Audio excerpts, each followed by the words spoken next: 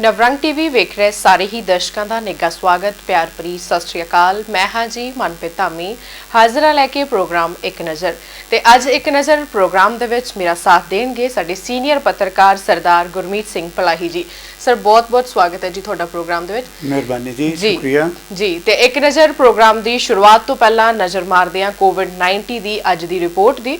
ਤੇ ਜੇਕਰ ਅਸੀਂ ਪੰਜਾਬ ਦੀ ਗੱਲ ਕਰੀਏ ਕਿ ਜਿੱਥੇ ਅਸੀਂ ਪੰਜਾਬ ਦੇ ਵਿੱਚ ਪਹਿਲਾਂ ਬੜੇ ਘੱਟ ਅੰਕੜੇ ਜਿਹੜੇ ਪੀੜਤਾਂ ਦੇ ਪਾਏ ਜਾ ਰਹੇ ਸੀ, ਮੌਤਾਂ ਦੇ ਅੰਕੜੇ ਬੜੇ ਘੱਟ ਪਾਏ ਜਾ ਰਹੇ ਸੀ, ਥੋੜਾ ਕੰਟਰੋਲ ਸੀ, ਉਹ ਹੁਣ ਕੰਟਰੋਲ ਕਹਿ ਲੋ ਕਿ ਕੰਟਰੋਲ ਦੇ ਅੰਦਰ ਨਹੀਂ ਹੈਗਾ, ਉਹ ਹੁਣ ਕੰਟਰੋਲ ਤੋਂ ਬਾਹਰ ਹੋ ਚੁੱਕੀ ਹੈ ਸਥਿਤੀ ਕਿਉਂਕਿ ਕੋਵਿਡ ਦੇ ਜਿਹੜੇ ਕੇਸ ਆ ਉਹ ਦਿਨੋਂ ਦਿਨ ਵਧਣੇ ਸ਼ੁਰੂ ਹੋ ਗਏ ਨੇ।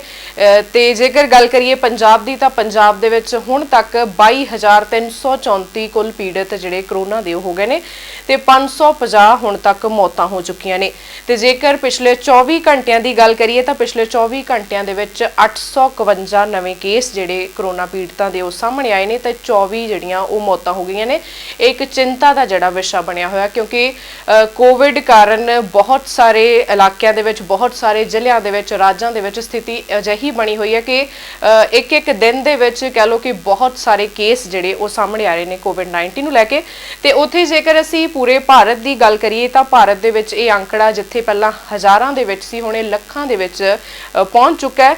20 ਲੱਖ ਨੂੰ ਜਿਹੜਾ ਕਿ ਭਾਰਤ ਪਾਰ ਕਰ ਗਿਆ। 20,80,905 ਜਿਹੜੇ ਪੀੜਤ ਆ ਉਹ ਕਰੋਨਾ ਦੇ ਭਾਰਤ ਦੇ ਵਿੱਚ ਪਾਏ ਜਾ ਰਹੇ ਨੇ। 42,510 ਹੁਣ ਤੱਕ ਕੁੱਲ ਮੌਤਾਂ ਹੋ ਚੁੱਕੀਆਂ ਨੇ। ਤੇ ਜੇਕਰ ਪਿਛਲੇ 24 ਘੰਟਿਆਂ ਦੀ ਗੱਲ ਕੀਤੀ ਜਾਵੇ ਤਾਂ ਪਿਛਲੇ 24 ਘੰਟਿਆਂ ਦੇ ਵਿੱਚ ਜਿੱਥੇ ਪਹਿਲਾਂ ਅੰਕੜਾ 50,000 ਨੂੰ ਪਾਰ ਕਰਦਾ ਸੀ ਉੱਥੇ ਹੀ 60,000 ਨੂੰ ਅੰਕੜਾ ਪਾਰ ਕਰ ਗਿਆ ਪੀੜਤਾਂ ਦਾ। ਇੱਕ ਦਿਨ ਦੇ ਵਿੱਚ ਜਿਹੜੇ 60,975 ਕੇਸ ਉਹ ਸਾਹਮਣੇ ਆਏ ਨੇ ਤੇ ਨਵੀਆਂ ਮੌਤਾਂ ਇੱਕ ਦਿਨ ਦੇ ਵਿੱਚ ਪੂਰੇ ਭਾਰਤ ਦੇ ਵਿੱਚ 937 ਨਵੀਆਂ ਮੌਤਾਂ ਹੋਈਆਂ ਨੇ ਤੇ 20 ਲੱਖ ਤੋਂ ਅੰਕੜਾ ਪਾਰ ਹੋ ਚੁੱਕਾ ਹੈ ਅਸੀਂ ਸਾਰੇ ਜਾਣਦੇ ਹਾਂ। ਤੇ ਇਹਨਾਂ ਦੇ ਵਿੱਚੋਂ 14,19,107 ਮਰੀਜ਼ ਠੀਕ ਵੀ ਹੋ ਚੁੱਕੇ ਨੇ। ਇਹ ਵੀ ਇੱਕ ਚੰਗੀ ਖਬਰ ਹੈ। ਸੋ ਹੁਣ ਅਸੀਂ ਇੱਕ ਨਜ਼ਰ ਪ੍ਰੋਗਰਾਮ ਦੀ ਗੱਲ ਕਰਦੇ ਹਾਂ ਕਿ ਅੱਜ ਦਾ ਅਸੀਂ ਕੀ ਟੌਪਿਕ ਲੈ ਕੇ ਆਏ ਹਾਂ, ਕੀ ਵਿਸ਼ਾ ਲੈ ਕੇ ਆਏ ਹਾਂ। ਅੱਜ ਦਾ ਸਾਡਾ ਟੌਪਿਕ ਹੈਗਾ ਜੀ ਕਿ ਐਜੂਕੇਸ਼ਨ ਪਾਲਿਸੀ, ਜਿਹੜੀ ਨਵੀਂ ਐਜੂਕੇਸ਼ਨ ਪਾਲਿਸੀ ਲਾਗੂ ਕੀਤੀ ਗਈ ਹੈ ਉਹਦੇ ਤੇ ਅਸੀਂ ਵਿਚਾਰ ਚਰਚਾ ਕਰਾਂਗੇ। ਅਸੀਂ ਵਿਚਾਰ ਜਾਣਾਂਗੇ ਡੂੰਘਾਈ ਦੇ ਨਾਲ ਸਰਦਾਰ ਗੁਰਮੀਤ ਸਿੰਘ ਜੀ ਹੁਣਾਂ ਕੋਲੋਂ। ਤੇ ਤੁਸੀਂ ਵੀ ਇਸ ਪ੍ਰੋਗਰਾਮ ਦੇ ਵਿੱਚ ਫੋਨ ਕਰ ਸਕਦੇ ਹੋ, ਆਪਣੇ ਵਿਚਾਰ ਇਸ ਬਾਰੇ ਰੱਖ ਸਕਦੇ ਹੋ। ਤੁਸੀਂ ਸਟੂਡੀਓ ਦੀਆਂ ਦੋਨੋਂ ਹੀ ਲਾਈਨਾਂ ਖੁੱਲੀਆਂ ਹੋਈਆਂ ਨੇ 01824 508 709 380 113। ਇਹਨਾਂ ਨੰਬਰਾਂ ਤੇ ਤੁਸੀਂ ਫੋਨ ਕਰਕੇ ਆਪਣੇ ਜੋ ਵੀ ਤੁਹਾਡੇ ਦਿਮਾਗ ਦੇ ਵਿੱਚ ਕੀ ਵਿਚਾਰ ਆ ਰਿਹਾ ਨਵੀਂ ਪਾਲਿਸੀ ਨੂੰ ਲੈ ਕੇ ਤੁਸੀਂ ਸਾਡੇ ਨਾਲ ਸਾਂਝਾ ਕਰ ਸਕਦੇ ਹੋ। ਤੇ ਸਰ ਅਸੀਂ ਸ਼ੁਰੂਆਤ ਕਰਦੇ ਹਾਂ ਜੀ ਇੱਕ ਨਜ਼ਰ ਪ੍ਰੋਗਰਾਮ ਦੀ। ਜਿਵੇਂ ਕਿ ਅਸੀਂ ਸਾਰੇ ਜਾਣਦੇ ਹਾਂ ਕਿ ਨਵੀਂ ਐਜੂਕੇਸ਼ਨ ਪਾਲਿਸੀ ਜਿਹੜੀ ਲਾਗੂ ਕੀਤੀ ਗਈ ਹੈ ਨਾ, ਤੇ ਮੋਦੀ ਸਾਹਿਬ ਵੱਲੋਂ ਜਿਹੜੀ ਇਹ ਨਵੀਂ ਕ੍ਰਾਂਤੀਕਾਰੀ ਸਿੱਖਿਆ ਨੀਤੀ ਮਤਲਬ ਲਾਗੂ ਕੀਤੀ ਗਈ ਹੈ, ਤੁਸੀਂ ਇਹਦੇ ਬਾਰੇ ਕੀ ਕਹਿਣਾ ਚਾਹੁੰਦੇ ਹੋ? ਨਵੀਂ ਸਿੱਖਿਆ ਨੀਤੀ ਜਿਹਦਾ ਕੁਝ ਦਿਨ ਪਹਿਲਾਂ ਐਲਾਨ ਕੀਤਾ ਗਿਆ ਸੀ ਜੀ, ਔਰ ਇਸ ਸਿੱਖਿਆ ਨੀਤੀ ਨੂੰ ਹਿੰਦੁਸਤਾਨ ਦੀ ਜਿਹੜੀ ਹਕੂਮਤ ਹੈ ਉਸਨੇ ਆਪਣੀ ਵਜ਼ਾਰਤ ਦੇ ਵਿੱਚ ਬਕਾਇਦਾ ਤੌਰ ਤੇ ਪਾਸ ਕਰਕੇ ਲੋਕਾਂ ਦੇ ਸਾਹਮਣੇ ਪੇਸ਼ ਕੀਤਾ ਸੀ ਜੀ। ਇਸ ਨੀਤੀ ਦੇ ਸੰਬੰਧ ਦੇ ਵਿੱਚ 2014 ਵਿੱਚ ਇਹ ਫੈਸਲਾ ਕੀਤਾ ਗਿਆ ਸੀ ਕਿ ਅਸੀਂ ਹਿੰਦੁਸਤਾਨ ਦੇ ਵਿੱਚ, ਭਾਰਤ ਦੇ ਵਿੱਚ, ਆਪਣੇ ਦੇਸ਼ ਦੇ ਵਿੱਚ ਨਵੀਂ ਸਿੱਖਿਆ ਨੀਤੀ ਲਿਆਉਣੀ ਹੈ ਜੀ, ਕਿਉਂਕਿ ਪੁਰਾਣੀ ਸਿੱਖਿਆ ਨੀਤੀ ਜਿਹੜੀ ਹੈ ਕਾਰਗਰ ਨਹੀਂ ਹੋ ਰਹੀ। ਬਿਲਕੁਲ। ਕੋਠਾਰੀ ਕਮਿਸ਼ਨ ਨੇ ਬਹੁਤ ਸਾਰੀਆਂ ਰਿਪੋਰਟਾਂ ਸਾਡੇ ਸਾਹਮਣੇ ਸਿੱਖਿਆ ਦੇ ਮੰਤਵ ਦੇ ਹਿਸਾਬ ਨਾਲ 32 ਸਾਲ ਪਹਿਲਾਂ ਜੋ ਦਿੱਤੀਆਂ ਸਨ ਉਹਨਾਂ ਨੂੰ ਮੱਦੇਨਜ਼ਰ ਰੱਖ ਕੇ ਤੇ ਉਸ ਤੋਂ ਉਪਰੰਤ ਇੱਕ ਵੱਖਰਾ ਖਰੜਾ ਜਿਹੜਾ ਹੈ ਹਿੰਦੁਸਤਾਨ ਦੇ ਵੱਖੋ ਵੱਖਰੇ ਯੂਨੀਵਰਸਿਟੀਆਂ ਦੇ ਵਾਈਸ ਚਾਂਸਲਰ, ਸਿੱਖਿਆ ਸ਼ਾਸਤਰੀ ਤੇ ਹੋਰ ਜਿਹੜੇ ਸੂਝਵਾਨ ਲੋਕ ਸਨ ਉਹਨਾਂ ਨੂੰ ਇਸ ਮਾਮਲੇ ਦੇ ਉੱਤੇ ਇੱਕ ਖਰੜਾ ਤਿਆਰ ਕਰਨ ਲਈ ਕਿਹਾ ਗਿਆ ਜੀ। ਇਹ ਖਰੜਾ ਜਿਸ ਵੇਲੇ ਤਿਆਰ ਹੋ ਗਿਆ ਇਸ ਨੂੰ ਲਗਭਗ 4-5 ਸਾਲ ਦਾ ਸਮਾਂ ਜਿਹੜਾ ਹੈ ਸਿੱਖਿਆ ਨੀਤੀ ਦਾ ਖਰੜਾ ਤਿਆਰ ਕਰਨ ਲਈ ਲੱਗਿਆ ਤੇ ਇਹ ਕਿਹਾ ਜਾ ਰਿਹਾ ਕਿ ਉਸ ਖਰੜੇ ਨੂੰ ਅਸੀਂ ਪਿੰਡ ਪੱਧਰ ਤੇ ਸ਼ਹਿਰ ਦੀਆਂ ਮਿਊਨਿਸਪੈਲਿਟੀਆਂ ਦੇ ਕੋਲ, ਯੂਨੀਵਰਸਿਟੀਆਂ ਕੋਲ, ਸਿੱਖਿਆ ਦੇ ਨਾਲ ਸੰਬੰਧਿਤ ਲੋਕਾਂ ਦੇ ਕੋਲ ਤੇ ਇਸ ਦੇ ਨਾਲ ਨਾਲ ਟੀਚਰ ਸਹਿਬਾਨ ਦੇ ਕੋਲ ਪਹੁੰਚਦਾ ਕਰਨ ਦਾ ਯਤਨ ਕੀਤਾ ਤੇ ਇਹ ਖਰੜਾ ਕਮੇਟੀ ਦੇ ਅਨੁਸਾਰ ਉਹਨਾਂ ਨੂੰ ਕੋਈ 2 ਲੱਖ ਜਿਹੜੇ ਸੁਝਾਅ ਨੇ ਉਹ ਇਸ ਸਿੱਖਿਆ ਨੀਤੀ ਦੇ ਵਿੱਚ ਵੱਖੋ ਵੱਖਰੇ ਬਦਲਾਅ ਕਰਨ ਦੇ ਲਈ ਮਿਲੇ। ਇੱਕ ਬੜਾ ਅੱਛਾ ਕਦਮ ਸੀ ਕਿ ਲੋਕਾਂ ਦੇ ਕੋਲ ਜੇ ਸੱਚੀ ਮੁੱਚੀ ਉਹ ਖਰੜਾ ਪਹੁੰਚਿਆ ਹੈ ਜੀ, ਜਿਸ ਦੇ ਮਾਮਲੇ ਦੇ ਉੱਤੇ ਵਜ਼ਾਰਤ ਨੇ ਮੁੜ ਕੇ ਫਿਰ ਉਸ ਖਰੜੇ ਦੇ ਵਿੱਚ ਜਿਹੜੀਆਂ ਤਬਦੀਲੀਆਂ ਕੀਤੀਆਂ ਉਹਨਾਂ ਨੂੰ ਪ੍ਰਵਾਨ ਕਰ ਲਿਆ। ਇਹ ਆਪਣੇ ਆਪ ਦੇ ਵਿੱਚ ਇੱਕ ਬੜਾ ਕ੍ਰਾਂਤੀਕਾਰੀ ਕਦਮ ਹੈ ਜੀ। ਪਰ ਮੇਰੇ ਦਿਮਾਗ ਦੇ ਵਿੱਚ ਇੱਕ ਗੱਲ ਜਿਹੜੀ ਲਗਾਤਾਰ ਮੈਨੂੰ ਪਰੇਸ਼ਾਨ ਕਰਦੀ ਹੈ ਕਿ ਇਹ ਖਰੜਾ ਜਿਸ ਦੀ ਪ੍ਰਵਾਨਗੀ ਜਿਹੜੀ ਹੈ ਕੈਬਨਿਟ ਨੇ ਦੇ ਦਿੱਤੀ ਜੀ, ਉਸ ਨੂੰ ਇਨਵੈਨ ਪ੍ਰਵਾਨ ਕਰ ਲਿਆ। ਸਾਡੇ ਦੇਸ਼ ਦੀ ਜਿਹੜੀ ਲੋਕ ਸਭਾ ਹੈ, ਸਾਡੇ ਦੇਸ਼ ਦੀ ਜੋ ਸੰਸਦ ਹੈ, ਸਾਡੇ ਦੇਸ਼ ਦੀ ਜੋ ਰਾਜ ਸਭਾ ਹੈ, ਉਸ ਦੇ ਵਿੱਚ ਬੜੇ ਸੂਝਵਾਨ ਲੋਕ ਬੈਠੇ ਨੇ। ਬਿਲਕੁਲ। ਉਹਨਾਂ ਸੂਝਵਾਨ ਲੋਕਾਂ ਦੀਆਂ ਕੁਝ ਕਮੇਟੀਆਂ ਜਿਹੜੀਆਂ ਨੇ ਜਿਹੜੀਆਂ ਵੱਖੋ ਵੱਖਰੇ ਖੇਤਰ ਦੇ ਵਿੱਚ ਸਰਕਾਰ ਵੱਲੋਂ ਜਾਂ ਲੋਕ ਸਭਾ ਸਪੀਕਰ ਵੱਲੋਂ ਗਠਿਤ ਕੀਤੀਆਂ ਜਾਂਦੀਆਂ ਨੇ ਜੀ। ਕਿਸੇ ਵੀ ਕੋਈ ਵੀ ਗੰਭੀਰ ਮਾਮਲਾ ਹੋਵੇ ਉਸ ਮਾਮਲੇ ਦੇ ਉੱਤੇ ਉਹ ਕਮੇਟੀਆਂ ਜਿਹੜੀਆਂ ਨੇ ਵਿਚਾਰ ਕਰਦੀਆਂ ਨੇ। ਚਾਹੇ ਦੇਸ਼ ਦੇ ਕਿਸੇ ਮੁੱਖ ਮਸਲੇ ਦੇ ਉੱਤੇ ਵਿਚਾਰ ਕਰਨੀ ਹੋਵੇ, ਦੇਸ਼ ਦੇ ਵਿੱਚ ਜਿਹੜਾ ਵਿੱਤ ਨਾਲ ਸੰਬੰਧਿਤ ਕੋਈ ਮਸਲਾ ਹੈ ਉਸ ਬਾਰੇ ਵਿਚਾਰ ਕਰਨੀ ਹੋਵੇ, ਤਾਂ ਲੋਕ ਸਭਾ ਦਾ ਸਪੀਕਰ ਜਿਹੜਾ ਹੈ ਉਹ ਵੱਖੋ ਵੱਖਰੀਆਂ ਕਮੇਟੀਆਂ ਜਿਹੜੀਆਂ ਬਣਾਉਂਦਾ ਤੇ ਉਹ ਆਪਸ ਵਿੱਚ ਵਿਚਾਰ ਕਰਦੇ ਤੇ ਉਹ ਆਪਸ ਵਿੱਚ ਵਿਚਾਰ ਕਰਦੇ ਨੇ ਜੀ।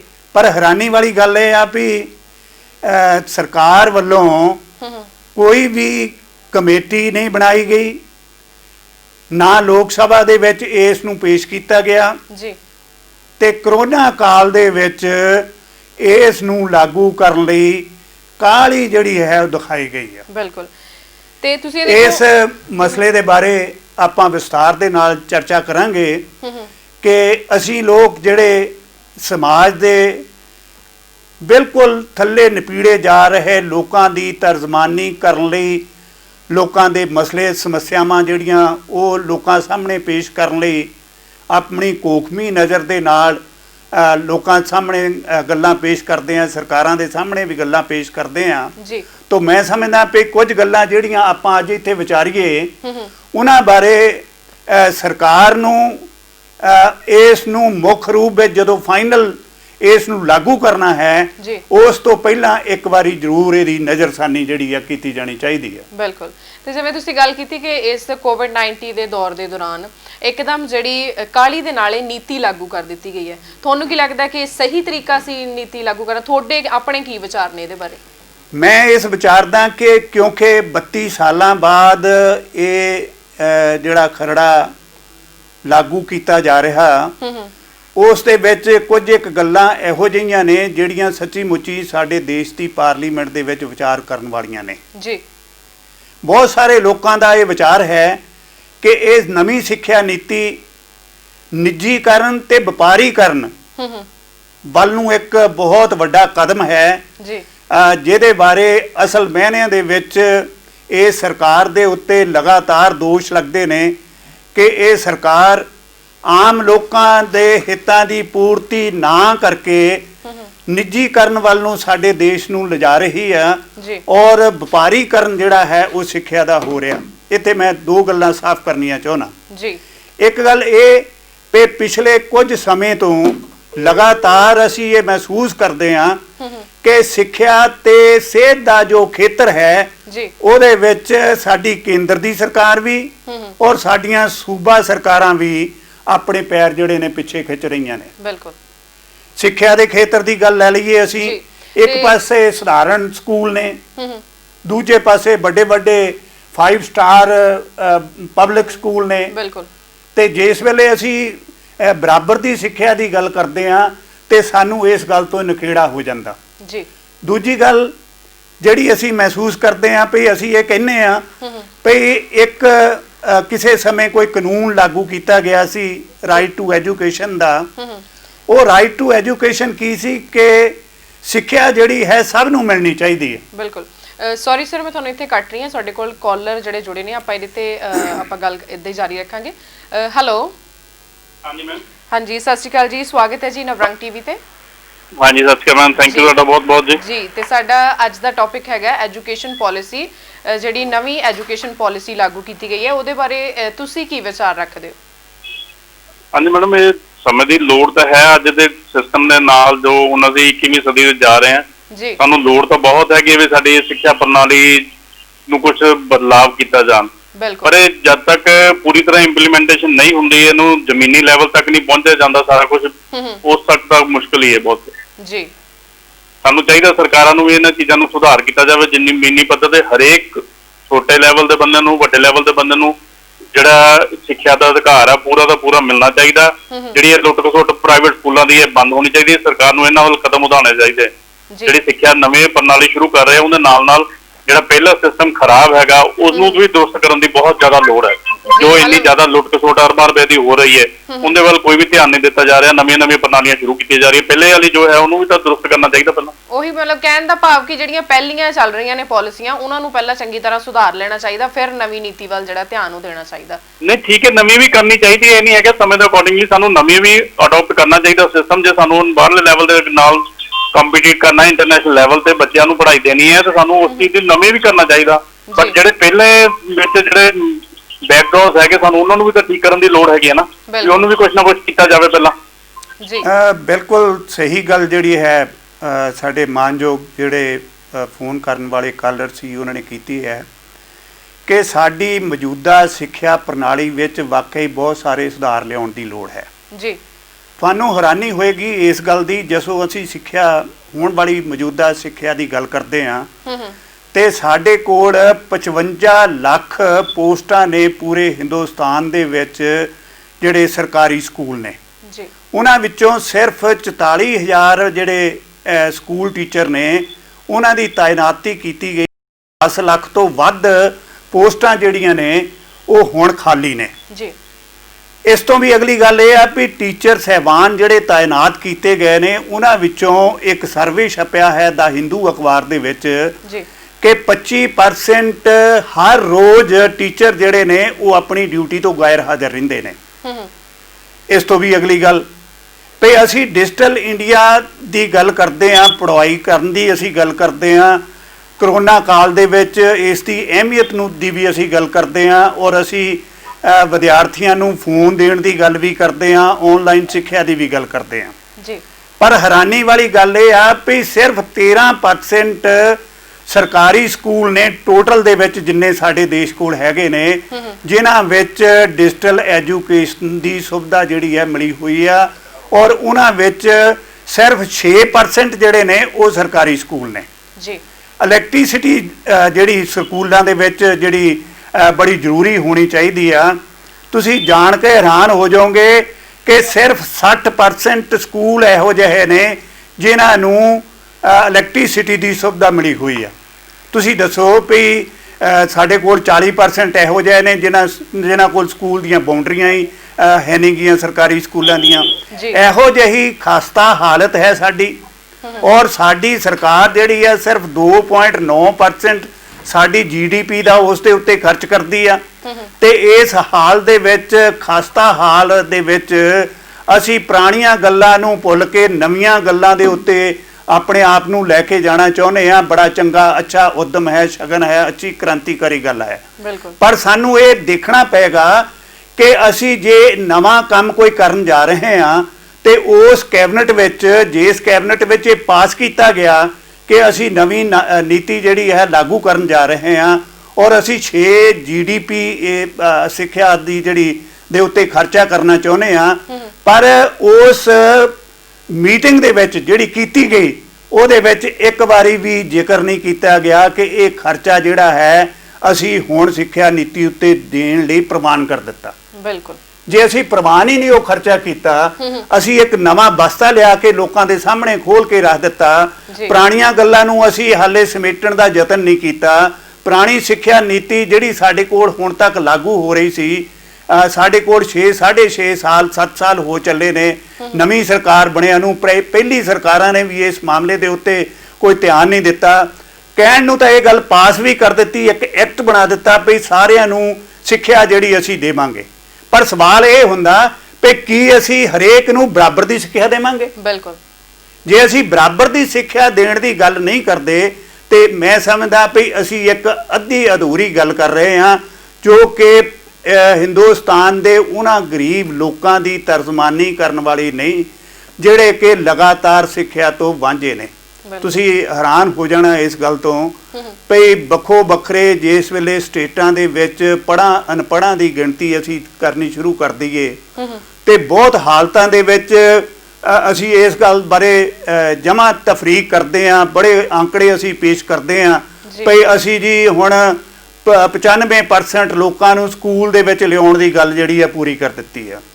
ਅਸੀਂ ਇਹ ਵੀ ਕਹਿ ਦਿੰਦੇ ਆ ਵੀ 5ਵੀਂ ਪਾਸ ਤੱਕ ਅਸੀਂ ਉਹਨਾਂ ਨੂੰ ਬਿਨਾਂ ਕਿਸੇ ਇਮਤਿਹਾਨ ਤੋਂ ਜਾਂ ਬਿਨਾਂ ਕਿਸੇ ਗੱਲ ਤੋਂ ਅੱਗੇ ਨੂੰ ਤੋਰਨਾ ਸ਼ੁਰੂ ਕਰ ਦਿੱਤਾ। ਪਰ ਹੈਰਾਨੀ ਆ ਇਸ ਗੱਲ ਦੀ, ਇੱਕ ਰਿਪੋਰਟ ਛਪੀ ਆ ਹੁਣੇ ਜਿਹੇ ਹੁਣ ਦੀ ਸਰਕਾਰ ਵੱਲੋਂ ਭਈ 10ਵੀਂ ਦੇ ਵਿੱਚ 8ਵੀਂ ਦੇ ਵਿੱਚ ਪੜ੍ਹਨ ਵਾਲੇ ਬੱਚੇ ਨੇ ਕੁਝ ਇੱਕ ਇਹੋ ਜਿਹੇ ਜਿਨ੍ਹਾਂ ਨੂੰ ਦੂਜੀ ਤੀਜੀ ਜਮਾਤ ਦਾ ਸਿਲੇਬਸ ਵੀ ਪੂਰੀ ਤਰ੍ਹਾਂ ਪੜ੍ਹਨਾ ਲਿਖਣਾ ਨਹੀਂ ਆਉਂਦਾ ਔਰ ਲਗਾਤਾਰ ਉਹਨਾਂ ਨੂੰ ਅਗਲੀਆਂ ਕਲਾਸਾਂ ਵਿੱਚ ਲਿਜਾ ਕੇ ਜਿਹੜੀ ਕਿ ਸਰਕਾਰ ਦੀ ਪਾਲਿਸੀ ਸੀ ਉਹਦੇ ਨਾਲ ਕੱਚ ਕਰੜ ਜਿਹੀ ਸਿੱਖਿਆ ਜਿਹੜੀ ਆ ਉਹਨਾਂ ਨੂੰ ਦਿੱਤੀ ਜਾ ਰਹੀ ਹੈ। ਤਾਂ ਮੈਂ ਮੁੜ ਕੇ ਫਿਰ ਉਸ ਗੱਲ ਤੇ ਹੋਣਾ ਵੀ ਸਿੱਖਿਆ ਦੇ ਅਧਿਕਾਰ ਦੀ ਗੱਲ ਕਰਦਿਆਂ ਬਰਾਬਰ ਸਿੱਖਿਆ ਦੇ ਅਧਿਕਾਰ ਦੀ ਗੱਲ ਕਰਨ ਤੋਂ ਬਿਨਾਂ ਇਸ ਨਵੀਂ ਨੀਤੀ ਦੇ ਵਿੱਚ ਇੱਕ ਸ਼ਬਦ ਵੀ ਇਸ ਮਾਮਲੇ ਵਿੱਚ ਨਾ ਕੀਤਾ ਜਾਣਾ ਸਾਡੀ ਨਵੀਂ ਸਿੱਖਿਆ ਨੀਤੀ ਦੇ ਉੱਤੇ ਬਹੁਤ ਵੱਡੇ ਸਵਾਲ ਜਿਹੜੇ ਨੇ ਉਹ ਖੜੇ ਕਰਦਾ। ਇਸ ਮਾਮਲੇ ਨੂੰ ਵਿਚਾਰਨ ਦੀ ਲੋੜ ਆ, ਹੁਣ ਵੀ ਪਾਰਲੀਮੈਂਟ ਦੇ ਵਿੱਚ ਇਹ ਗੱਲ ਜਾਣੀ ਚਾਹੀਦੀ ਆ ਔਰ ਇਸ ਗੱਲ ਬਾਰੇ ਪੂਰੀ ਤਰ੍ਹਾਂ ਬਹਿਸ ਮੁਬਾਹਸਾ ਹੋਣਾ ਚਾਹੀਦਾ। ਸਾਡੇ ਕੋਲ ਪਾਰਲੀਮੈਂਟ ਦੇ ਵਿੱਚ ਬਿਨਾਂ ਸ਼ੱਕ ਬਹੁਤ ਸਾਰੇ ਗਲਤ ਆਨਸਰ ਵੀ ਉੱਥੇ ਪਹੁੰਚੇ ਹੋਏ ਨੇ, ਜਿਵੇਂ ਕਿ ਸਾਡੇ ਕੋਲ ਰਿਪੋਰਟਾਂ ਨੇ, ਪਰ ਚੰਗੇ ਬੰਦਿਆਂ ਦੀ ਵੀ ਉੱਥੇ ਕਮੀ ਨਹੀਂ ਹੈ। ਬਿਲਕੁਲ ਸਾਡੇ ਉੱਥੇ ਪੜ੍ਹੇ ਲਿਖੇ ਲੋਕਾਂ ਦੀ ਵੀ ਕਮੀ ਨਹੀਂ ਹੈ ਜਿਹੜੇ ਇਹ ਸਿੱਖਿਆ ਨੀਤੀ ਦੇ ਜਿਹੜੇ ਜਮਾ ਮਾਈਨਸ ਪੁਆਇੰਟ ਨੇ ਉਹਨਾਂ ਬਾਰੇ ਵਿਚਾਰ ਚਰਚਾ ਕਰ ਸਕਦੇ ਨੇ। ਬਿਨਾਂ ਸ਼ੱਕ ਹੁਣ ਕਿਹਾ ਤਾਂ ਇਹ ਜਾ ਰਿਹਾ ਵੀ ਅਸੀਂ ਥੱਲਿਓਂ ਜਾ ਕੇ ਉੱਪਰ ਤੱਕ ਸਾਰੇ ਪਾਸੇ ਤੋਂ ਇਸ ਮਾਮਲੇ ਦੇ ਉੱਤੇ ਵਿਚਾਰਾਂ ਕੀਤੀਆਂ ਨੇ, ਪਰ ਮੈਨੂੰ ਖਦਸ਼ਾ ਹੈ ਕਿ ਜਿਵੇਂ ਸਰਕਾਰੀ ਪੱਧਰ ਤੇ ਖਾਨਾ ਪੂਰਤੀ ਹਰ ਗੱਲ ਦੇ ਵਿੱਚ ਕਰਕੇ ਇਸ ਨੂੰ ਅੱਗੋਂ ਤੋੜ ਦਿੱਤਾ ਜਾਂਦਾ, ਬਿਲਕੁਲ ਉਹੀ ਗੱਲ ਜਿਹੜੀ ਹੈ ਸਿੱਖਿਆ ਨੀਤੀ ਦੇ ਮਾਮਲੇ ਤੇ ਕੀਤੀ ਜਾਣ ਦਾ ਖਦਸ਼ਾ ਜਿਹੜਾ ਹੈ ਉਹ ਸਿਆਣੇ ਲੋਕ ਜਿਹੜੇ ਨੇ ਉਹ ਪ੍ਰਗਟ ਕਰ ਰਹੇ ਨੇ। ਜੀ ਹੋ ਸਕਦਾ ਸੀ ਕਿ ਜੇਕਰ ਚਰਚਾ ਕੀਤੀ ਜਾਂਦੀ ਸਾਰਿਆਂ ਦੇ ਨਾਲ ਹਨਾ ਤੇ ਉਹ ਆਪਣੇ ਵਿਚਾਰ ਰੱਖਦੇ, ਕੁਝ ਇਦੋਂ ਵਧੀਆ ਸਾਡੇ ਲਈ ਆ ਜਾਂਦਾ ਹਨਾ। ਤੇ ਜਿੱਦਾਂ ਹੁਣ ਜਿਹੜੀ ਸਿੱਖਿਆ ਪਾਲਿਸੀ ਆਈ ਆ ਤੁਸੀਂ ਉਹਦੇ ਬਾਰੇ ਵੀ ਜਾਣੂ ਆ, ਜਦੋਂ ਤੁਹਾਡਾ ਸਮਾਂ ਸੀ ਉਦੋਂ ਮੇ ਵੀ ਪ੍ਰੈਪ ਹੁੰਦੀ ਸੀ ਨਾ। ਬਿਲਕੁਲ ਉਦੋਂ ਜਿਹੜੀ ਸਿੱਖਿਆ ਕਰਨੀ ਤੁਹਾਨੂੰ ਲੱਗਦਾ ਸੀ ਕਿ ਸਹੀ ਤਰੀਕੇ ਨਾਲ ਉਹ ਪਾਲਿਸੀ ਜਿਹੜੀ ਲਾਗੂ ਕੀਤੀ ਗਈ ਆ ਉਦੋਂ ਵਧੀਆ ਸੀ ਪੜ੍ਹਾਈ, ਕਿ ਹੁਣ ਦੀ ਜਿਹੜੀ ਪੜ੍ਹਾਈ ਆ ਉਹਨੂੰ ਤੁਸੀਂ ਵਧੀਆ ਮੰਨਦੇ ਆ? ਦੇਖੋ ਵਧੀਆ ਘਟੀਆ ਤਾਂ ਜਦੋਂ ਪ੍ਰੈਕਟੀਕਲੀ ਸਾਹਮਣੇ ਗੱਲ ਆਏਗੀ ਉਹੀ ਹੋਏਗੀ ਜੀ। ਮੈਂ ਹੁਣ ਦੀ ਜਿਹੜੀ ਸਿੱਖਿਆ ਨੀਤੀ ਆ ਉਹਦੇ ਕੁਝ ਪੱਖ ਜਿਹੜੇ ਨੇ ਚੰਗੇ ਪੱਖ ਵੀ ਨੇ ਉਹਨਾਂ ਨੂੰ ਤੁਹਾਡੇ ਸਾਹਮਣੇ ਲਿਆ ਲੈਣਾ, ਕੁਝ ਪੁਰਾਣੀਆਂ ਗੱਲਾਂ ਜਿਹੜੀਆਂ ਨੇ ਉਹ ਵੀ ਆਪਣੀ ਯਾਦਦਾਸ਼ਤ ਦੇ ਵਿੱਚੋਂ ਅੱਗੇ ਲੈ ਆਉਣਾ। ਬਿਲਕੁਲ ਨਵੀਂ ਨੀਤੀ ਅਨੁਸਾਰ 5 3 3 ਤੇ 4 ਦੀ ਗੱਲ ਜਿਹੜੀ ਆ ਕੀਤੀ ਗਈ ਹੈ। 4 ਅਖੀਰਲੇ ਤੇ ਮੈਂ ਉਹਨਾਂ ਗ੍ਰੈਜੂਏਸ਼ਨ ਦੀ ਗੱਲ ਹੈ ਜੀ। ਇਸ ਗ੍ਰੈਜੂਏਸ਼ਨ ਦੇ ਵਿੱਚ ਜਿਹੜੇ 4 ਸਾਲ ਬੱਚੇ ਨੇ ਲਾਉਣੇ ਨੇ ਉਹਦੇ ਵਿੱਚ ਉਹਨੂੰ ਇਸ ਗੱਲ ਦੀ ਸੁਵਿਧਾ ਹੈ ਕਿ ਉਹ ਕਿਸੇ ਵੀ ਸਾਲ ਆਪਣੀ 1 ਸਾਲ ਦੀ ਪੜ੍ਹਾਈ ਪੂਰੀ ਕਰ ਲੈ ਤਾਂ ਉਹਨੂੰ ਸਰਟੀਫਿਕੇਟ ਮਿਲ ਜਾਣਾ, 2 ਸਾਲ ਦੀ ਪੜ੍ਹਾਈ ਪੂਰੀ ਕਰ ਲਏਗਾ ਤਾਂ ਉਹਨੂੰ ਡਿਪਲੋਮਾ ਮਿਲ ਜਾਣਾ, ਤੇ ਜੇ ਉਹ 4 ਸਾਲ ਕਰ ਲਏਗਾ ਤਾਂ ਉਹਨੂੰ ਗ੍ਰੈਜੂਏਸ਼ਨ ਮਿਲ ਜਾਣੀ ਤੇ ਉਹ ਤੋਂ ਬਾਅਦ ਐਮਏ ਦੇ ਸਾਲ ਲਈ ਉਹਨਾਂ ਨੂੰ 1 ਸਾਲ ਲਾਉਣਾ ਪੈਣਾ। ਤੇ ਵਿਸ਼ੇਸ਼ ਇਹ ਵੀ ਰੱਖਿਆ ਗਿਆ ਕਿ ਗੈਪ ਵੀ ਮਤਲਬ ਮਨਜ਼ੂਰ ਹੈ, ਕਿਸੇ ਵੇਲੇ ਵੀ ਗੈਪ ਕੋਈ ਕਰ ਸਕਦਾ। ਇਹਦੇ ਵਿੱਚ ਇੱਕ ਗੱਲ ਹੋਰ ਰੱਖੀ ਗਈ ਆ ਵੀ ਜੇ ਸਾਇੰਸ ਪੜ੍ਹਨ ਵਾਲਾ ਵਿਦਿਆਰਥੀ ਆ, ਕੈਮਿਸਟਰੀ ਫਿਜ਼ਿਕਸ ਪੜ੍ਹਨ ਵਾਲਾ ਵਿਦਿਆਰਥੀ ਆ, ਉਹ ਆਰਟਸ ਦਾ ਸਬਜੈਕਟ ਵੀ ਜਿਹੜਾ ਹੈ ਉਹ ਲੈ ਸਕਦਾ, ਮਤਲਬ ਆਪਣੀ ਮਰਜ਼ੀ ਦੇ ਨਾਲ, ਆਪਣੀ ਮਰਜ਼ੀ ਨਾਲ। ਹੁਣ ਮੈਂ ਕਈਆਂ ਲੋਕਾਂ ਦੀਆਂ ਗੱਲਾਂ ਸੁਣਦਾ ਹੁੰਦਾ ਭਈ ਦੇਖੋ ਜੀ ਅਸੀਂ ਤਾਂ ਡਾਕਟਰ ਬਣ ਗਏ ਆ, ਅਸੀਂ ਤਾਂ ਟੀਚਰ ਬਣਨਾ ਚਾਹੁੰਦੇ ਸੀ, ਅਸੀਂ ਤਾਂ ਫਲਾਨੀ ਗੱਲ ਕਰਨਾ ਚਾਹੁੰਦੇ ਸੀ। ਜੇ ਬੱਚੇ ਦੇ ਮਨ ਵਿੱਚ ਕੋਈ ਚੀਜ਼ ਕਰਨ ਦੀ ਤਮੰਨਾ ਹੈ ਤਾਂ ਉਹ ਕਰ ਸਕਦਾ, ਪਰ ਇੱਥੇ ਇਹ ਸਵਾਲ ਪੈਦਾ ਹੁੰਦਾ ਵੀ ਕੀ ਸੱਚੀ ਮੁੱਚੀ ਇਸ ਗੱਲ ਨੂੰ ਇਸ ਢੰਗ ਦੇ ਨਾਲ ਲਾਗੂ ਕੀਤਾ ਜਾਏਗਾ? ਹੁਣ ਵਾਲੀ ਸਰਕਾਰ ਜਿਸ ਵੇਲੇ ਆਈ ਸੀ, ਮੈਂ ਉਹਨਾਂ ਨੂੰ ਯਾਦ ਕਰਾਉਣਾ ਚਾਹੁੰਦਾ ਵੀ ਦਿੱਲੀ ਯੂਨੀਵਰਸਿਟੀ ਦੇ ਵਿੱਚ 4 ਸਾਲ ਦੀ ਇਹ ਪੜ੍ਹਾਈ ਦਾ ਜਿਹੜਾ ਨਮੂਨਾ ਹੁਣ ਸਰਕਾਰ ਲੈ ਕੇ ਆ ਰਹੀ ਆ ਉਹ ਪੇਸ਼ ਕੀਤਾ ਗਿਆ ਸੀ, ਉਹ ਲਾਗੂ ਕੀਤਾ ਗਿਆ ਸੀ। ਉਸ ਮਾਮਲੇ ਉੱਤੇ ਵਿਦਿਆਰਥੀਆਂ ਨੇ ਵੀ, ਟੀਚਰਾਂ ਨੇ ਵੀ, ਯੂਨੀਵਰਸਿਟੀ ਨੇ ਬੜਾ ਵੱਡਾ ਵਿਦਰੋਹ ਉੱਥੇ ਕੀਤਾ ਦਿੱਲੀ ਯੂਨੀਵਰਸਿਟੀ ਦੇ ਵਿੱਚ। ਤੇ ਉਸ ਵੇਲੇ ਦੀ ਜਿਹੜੀ ਸਿੱਖਿਆ ਮੰਤਰੀ ਸੀ ਸਿਮਰਤੀ ਇਰਾਨੀ, ਉਸ ਨੇ 1 ਸਾਲ ਦੇ ਦਰਮਿਆਨ ਉਹ ਪਾਲਿਸੀ ਜਿਹੜੀ ਆ ਵਾਪਸ ਲੈ ਲਈ ਸੀ, ਕਿਉਂਕਿ ਬੱਚਿਆਂ ਨੇ ਵਿਰੋਧ ਕੀਤਾ ਕਿਉਂਕਿ ਬੱਚਿਆਂ ਨੇ ਵਿਰੋਧ ਕੀਤਾ ਸੀ, ਟੀਚਰਾਂ ਨੇ ਉਸ ਗੱਲ ਦਾ ਵਿਰੋਧ ਕੀਤਾ ਸੀ। ਹੁਣ ਉਸੇ ਪਾਲਿਸੀ ਨੂੰ ਮੁੜ ਕੇ ਫੇਰ ਪੂਰੇ ਦੇਸ਼ ਦੇ ਉੱਤੇ ਜਿਹੜਾ ਲਿਆਂਦਾ ਜਾ ਰਿਹਾ, ਤੇ ਮੈਂ ਸਮਝਦਾ ਜੇ ਇਹ ਲਿਆਉਣ ਦੀ ਸੱਚੀ ਮੁੱਚੀ ਲੋੜ ਹੈਗੀ ਆ ਜਾਂ ਸੀਗੀ, ਤਾਂ ਇਸ ਨੂੰ ਕਿਉਂ ਨਹੀਂ ਮੁੜ ਕੇ ਫੇਰ ਵਿਦਵਾਨਾਂ ਦੀ ਸੰਗਤ ਦੇ ਵਿੱਚ, ਵਿਦਵਾਨਾਂ ਦੀ ਮੀਟਿੰਗ ਦੇ ਵਿੱਚ, ਉਹਨਾਂ ਦੇ ਵਿੱਚ ਸੈਮੀਨਾਰਾਂ ਦੇ ਵਿੱਚ ਵਿਚਾਰ ਲਿਆ ਜਾਂਦਾ। ਇੱਕ ਫੇਲ ਹੋਈ ਪਾਲਿਸੀ ਨੂੰ ਅਸੀਂ ਮੁੜ ਕੇ ਫੇਰ ਆਪਣੇ ਉੱਤੇ ਲੱਦਣ ਦਾ ਯਤਨ ਕਿਉਂ ਕਰ ਰਹੇ ਆ। ਦੂਜਾ ਇੱਕ ਗੱਲ ਜਿਹੜੀ ਹੋਰ ਸਪਸ਼ਟ ਕਰਨ ਵਾਲੀ ਆ, ਜਿਹੜੀ ਮੈਂ ਸਮਝਦਾ ਵੀ ਸਾਡੇ ਦਰਸ਼ਕਾਂ ਨੂੰ ਪਤਾ ਹੋਣੀ ਚਾਹੀਦੀ ਆ, ਭਈ ਸਾਡੀ ਇਹ ਕ੍ਰਾਂਤੀਕਾਰੀ ਜਿਹੜੀ ਨਵੀਂ ਸਿੱਖਿਆ ਪਾਲਿਸੀ ਦੀ ਗੱਲ ਕਰ ਰਹੇ ਆ, ਅਸਲ ਵਿੱਚ ਇਹ ਅਮਰੀਕੀ ਸਿੱਖਿਆ ਨੀਤੀ ਦਾ ਇੱਕ ਕਿਸਮ ਦਾ ਖਰੜਾ ਹੈ। ਜਿਸ ਕਿਸਮ ਦੀ ਅਮਰੀਕਾ ਵਿੱਚ ਸਿੱਖਿਆ ਇਸ ਵੇਲੇ ਚੱਲ ਰਹੀ ਆ, ਉਸ ਦੀ ਨਕਲ ਵਾਂਗ ਰਹੀ ਇਹ ਗੱਲ ਕੀਤੀ ਗਈ ਆ। ਉੱਥੇ ਵੀ ਇਸ ਕਿਸਮ ਦਾ 5 ਸਾਲ ਦਾ, 3 ਸਾਲ ਦਾ, 3 ਸਾਲ ਦਾ, ਫਿਰ 4 ਸਾਲ ਦਾ ਖੁੱਲ੍ਹ ਦਿੱਤੀ ਗਈ ਆ ਉਹ ਉੱਥੇ ਯੂਨੀਵਰਸਿਟੀਆਂ ਨੂੰ, ਵੀ ਉਹ 4 ਸਾਲਾਂ ਦੇ ਵਿੱਚ ਬੱਚੇ ਦੀ ਜਿਸ ਕਿਸਮ ਦੀ ਉਹਦੀ ਦਿਲਚਸਪੀ ਹੈ ਉਸ ਢੰਗ ਦੇ ਨਾਲ ਉਹਨਾਂ ਨੂੰ ਸਿੱਖਿਆ ਦੇਵੇ। ਪਰ ਇਹ ਗੱਲ ਮੰਨਣ ਤੋਂ ਪਹਿਲਾਂ ਮੈਂ ਇੱਕ ਗੱਲ ਕਰਨੀ ਚਾਹੁੰਦਾ, ਭਈ ਜਿਸ ਕਿਸਮ ਦਾ ਇਨਫਰਾਸਟ੍ਰਕਚਰ, ਜਿਸ ਕਿਸਮ ਦਾ ਬੁਨਿਆਦੀ ਢਾਂਚਾ, ਜਿਸ ਕਿਸਮ ਦੇ ਟੀਚਰ, ਜਿਸ ਕਿਸਮ ਦੇ ਵਿਦਿਆਰਥੀ ਅਮਰੀਕਾ ਦੇ ਵਿੱਚ ਨੇ, ਜਾਂ ਜਿਸ ਕਿਸਮ ਦਾ ਬੁਨਿਆਦੀ ਢਾਂਚਾ ਉਹ ਸਾਡੇ ਕੋਲ ਹੈ ਇੱਥੇ, ਬਿਲਕੁਲ ਅਸੀਂ ਨਕਲ ਤਾਂ ਕਰਨ ਜਾ ਰਹੇ ਹਾਂ ਕਿ ਅਸੀਂ ਉਸ ਨੂੰ ਪੂਰਾ ਕਰ ਸਕਾਂਗੇ। ਸਾਡੇ ਕੋਲ ਇਹ ਸਵਾਲ ਜਿਹੜਾ ਹੈ ਸਾਡੇ ਸਾਹਮਣੇ ਖੜਾ ਹੁੰਦਾ, ਕਿਉਂਕਿ ਗੱਲ ਇਹ ਹੋਏਗੀ ਵੀ ਉੱਥੇ ਦੀਆਂ ਯੂਨੀਵਰਸਿਟੀਆਂ ਤਾਂ ਬੜੀਆਂ ਸਮਰੱਥਾਵਾਨ ਨੇ, ਟੀਚਰਾਂ ਨੂੰ ਬੜੀਆਂ ਵੱਡੀਆਂ ਤਨਖਾਹਾਂ ਦਿੱਤੀਆਂ ਜਾਂਦੀਆਂ, ਭਾਵੇਂ ਕਿ ਇਸ ਗੱਲ ਦੀ ਗੱਲ ਵੀ ਉੱਥੇ ਹੈਗੀ ਆ ਵੀ ਅੱਜ ਟੀਚਰ ਆਉਂਦਾ, ਕੱਲ ਨੂੰ ਉਹਨੂੰ ਕਹਿੰਦੇ ਜੇ ਚੰਗਾ ਨਹੀਂ ਪੜਾਉਂਦਾ ਤਾਂ ਜਾ ਕਰਨ ਨੂੰ, ਮਤਲਬ ਇਸ ਕਿਸਮ ਦੀ ਗੱਲ ਵੀ ਹੈ। ਪਰ ਇੱਥੇ ਤਾਂ ਯੂਨੀਵਰਸਿਟੀਆਂ ਵਿੱਚ ਕੀ ਵੱਡੇ ਕਾਲਜਾਂ ਵਿੱਚ ਵੀ ਟੀਚਰਾਂ ਦਾ ਜੋ ਹਾਲ ਹੈ ਇਸ ਵੇਲੇ, ਉਹ ਇਹ ਹੁੰਦਾ ਵੀ ਤਨਖਾਹਾਂ ਤੱਕ ਮਿਲਦੀਆਂ ਨਹੀਂ। ਇੱਕ ਗੱਲ ਤਨਖਾਹਾਂ ਦਾ ਚਲੋ ਬਿੰਡ ਮਿਲਾਉਣ ਦੀ ਗੱਲ ਜਿਹੜੀ ਆ ਉਹ ਹੈਗੀ ਆ, ਭਈ ਤਨਖਾਹ ਪੂਰੀ ਤੇ ਦਸਤਖਤ ਕਰਵਾ ਲਏ ਜਾਂਦੇ ਆ ਤਾਂ ਦਿੱਤਾ ਜਾਂਦਾ ਵਿੱਚੋਂ ਲਿਫਾਫਾ ਅੱਧੀ ਤਨਖਾਹ ਦਾ। ਬਿਲਕੁਲ। ਦੂਜਾ ਜੇ ਟੀਚਰ ਜਿਹੜਾ ਇੱਕ ਅਕੈਡਮਿਕ ਤੌਰ ਤੇ ਬੜਾ ਸੁਧਰਿਆ ਆ ਦਿਮਾਗ ਆ, ਉਹ ਉਸ ਨੂੰ ਜੇ ਆਪਣੀ ਨੌਕਰੀ ਦੀ ਇਸ ਗੱਲ ਦਾ ਹੈ ਹੀ ਨਹੀਂ ਵੀ ਮੈਂ ਕੱਲ ਨੂੰ ਆਉਣਾ ਕਿ ਨਹੀਂ ਆਉਣਾ, ਉਸ ਨੂੰ ਕੋਈ ਇਸ ਗੱਲ ਦੀ ਪਰਮਾਨੈਂਟ ਉਹਦੇ ਮਨ ਦੇ ਵਿੱਚ ਸੋਚ ਹੀ ਨਹੀਂ ਇਸ ਗੱਲ ਦੀ, ਤੇ ਤੁਸੀਂ ਦੱਸੋ ਵੀ ਉਹ ਵਿਦਿਆਰਥੀਆਂ ਨੂੰ ਪੜ੍ਹਾ ਕਿਵੇਂ ਸਕੇਗਾ। ਫਿਰ ਜਿਹੜੇ ਜੇ ਅਸੀਂ ਬਾਹਰ ਦੀ ਗੱਲ ਕਰੀਏ, ਜਿਵੇਂ ਤੁਸੀਂ ਅਮਰੀਕਾ ਦੀ ਗੱਲ ਕੀਤੀ ਆ, ਉਹ ਟੀਚਰ ਨੂੰ ਪਤਾ ਕਿ ਜੇਕਰ ਮੈਂ ਵਧੀਆ ਰਿਜ਼ਲਟ ਦਊਂਗਾ ਤਾਂ ਹੀ ਮੇਰੀ ਇੱਥੇ ਜਿਹੜੀ ਉਹ ਮੈਂ ਟਿਕ ਸਕਦਾ, ਹਨਾ, ਤੇ ਉਹ ਆਪਣੇ ਵੱਲੋਂ ਕੋਸ਼ਿਸ਼ ਕਰਦਾ ਕੁਝ ਨਾ ਕੁਝ ਨਵਾਂ ਵਧੀਆ ਤਰੀਕੇ ਦਾ ਬੱਚਿਆਂ ਨੂੰ ਸਿਖਾਉਣ ਦਾ। ਤੇ ਸਾਡੇ ਇੱਥੇ ਸਾਨੂੰ ਪਤਾ ਹੁੰਦਾ ਕਿ ਅਸੀਂ ਹੁਣ ਡਿਊਟੀ ਤੇ ਆ ਗਏ ਆ ਤੇ ਅਸੀਂ ਜਿੱਦਾਂ ਕਰਾਂਗੇ, ਮਤਲਬ ਬੱਚੇ ਉਸ ਹਿਸਾਬ ਨਾਲ ਚੱਲਦੇ ਆ, ਹਨਾ, ਤੇ ਪਰ ਜੇਕਰ ਅਸੀਂ ਉਹਨਾਂ ਨੂੰ ਫੋਲੋ ਕਰਨਾ ਤਾਂ ਫਿਰ ਸਾਨੂੰ ਉਦਾਂ ਦਾ ਐਟਮੋਸਫੇਅਰ ਵੀ ਚਾਹੀਦਾ। ਬਿਲਕੁਲ, ਉਦਾਂ ਦਾ ਐਟਮੋਸਫੇਅਰ ਬਣਾਉਣ ਲਈ ਸਰਕਾਰ ਨੇ ਇੱਕ ਨਵਾਂ ਤਰੀਕਾ ਲੱਭ ਰਿਹਾ ਇਸ ਨਵੀਂ ਸਿੱਖਿਆ ਨੀਤੀ 'ਚ, ਬਿਲਕੁਲ, ਜਿਹੜੀ ਆਪਣੇ ਆਪ ਵਿੱਚ ਇੱਕ ਨਕਲ ਹੈ ਜੀ। ਉਹ ਇਹ ਆ ਵੀ ਉਹਨਾਂ ਨੇ ਬਾਹਰਲੀਆਂ 100 ਯੂਨੀਵਰਸਿਟੀਆਂ ਨੂੰ ਕਹਿ ਦਿੱਤਾ ਵੀ ਆ ਜਾਓ ਭਾਈ ਇੱਥੇ ਆਪਣੇ ਕੈਂਪਸ ਖੋਲ੍ਹ ਲਓ।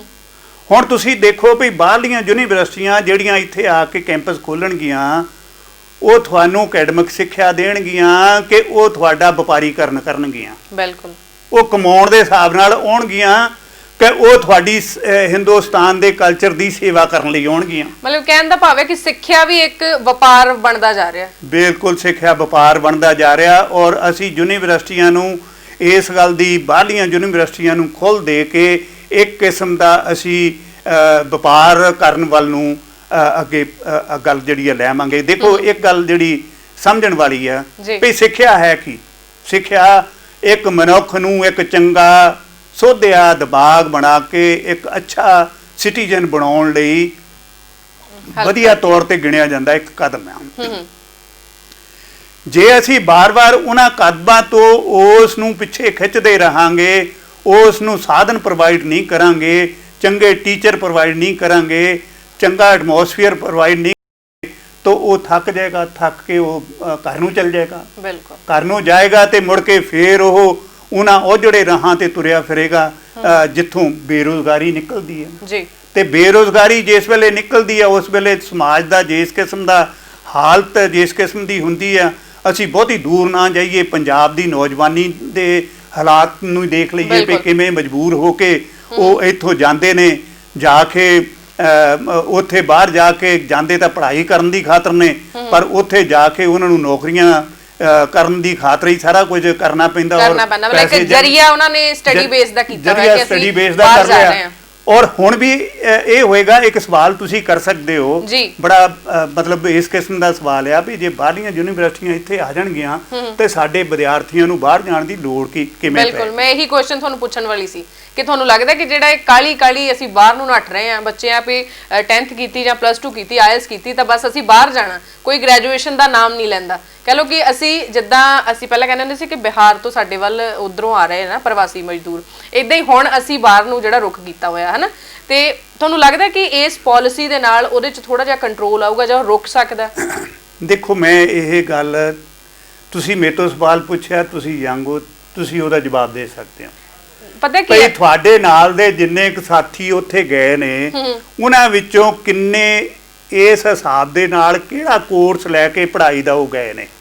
ਕੁਝ ਤਾਂ ਉੱਥੇ ਗਏ ਨੇ ਜਿਹੜੇ ਕਹਿੰਦੇ ਵੀ ਅਸੀਂ ਮਤਲਬ ਉੱਥੇ ਆਹ ਜਿਹੜਾ ਹੇਅਰ ਕਟਿੰਗ ਸੈਲੂਨ ਦਾ ਕੋਰਸ ਕਰਨ ਚੱਲੇ ਆ, ਕੋਈ ਕਹਿੰਦੇ ਨੇ ਅਸੀਂ BBA ਦਾ ਕਰਨ ਚੱਲੇ ਆ, ਕੋਈ ਕਹਿੰਦੇ ਅਸੀਂ ਦੂਸਰਾ ਲੈਣ ਚੱਲੇ ਆ। ਅਸਲ ਉਹਨਾਂ ਦੇ ਮਨ ਦੇ ਵਿੱਚ ਮੰਤਵ ਇਹ ਆ, ਪੜ੍ਹਾਈ ਨਹੀਂ ਹੈ, ਉੱਥੇ ਜਾ ਕੇ ਕਿੱਤਾ ਕਰਕੇ ਆਪਣੇ ਘਰ ਨੂੰ ਪੈਸੇ ਭੇਜਣ ਦੀ ਗੱਲ, ਜਾਂ ਆਪਣਾ ਜਿਹੜਾ ਫਿਊਚਰ ਹੈ ਉਸ ਨੂੰ ਉੱਥੇ ਜਾ ਕੇ ਬਣਾਉਣ ਦੀ ਗੱਲ ਹੈ।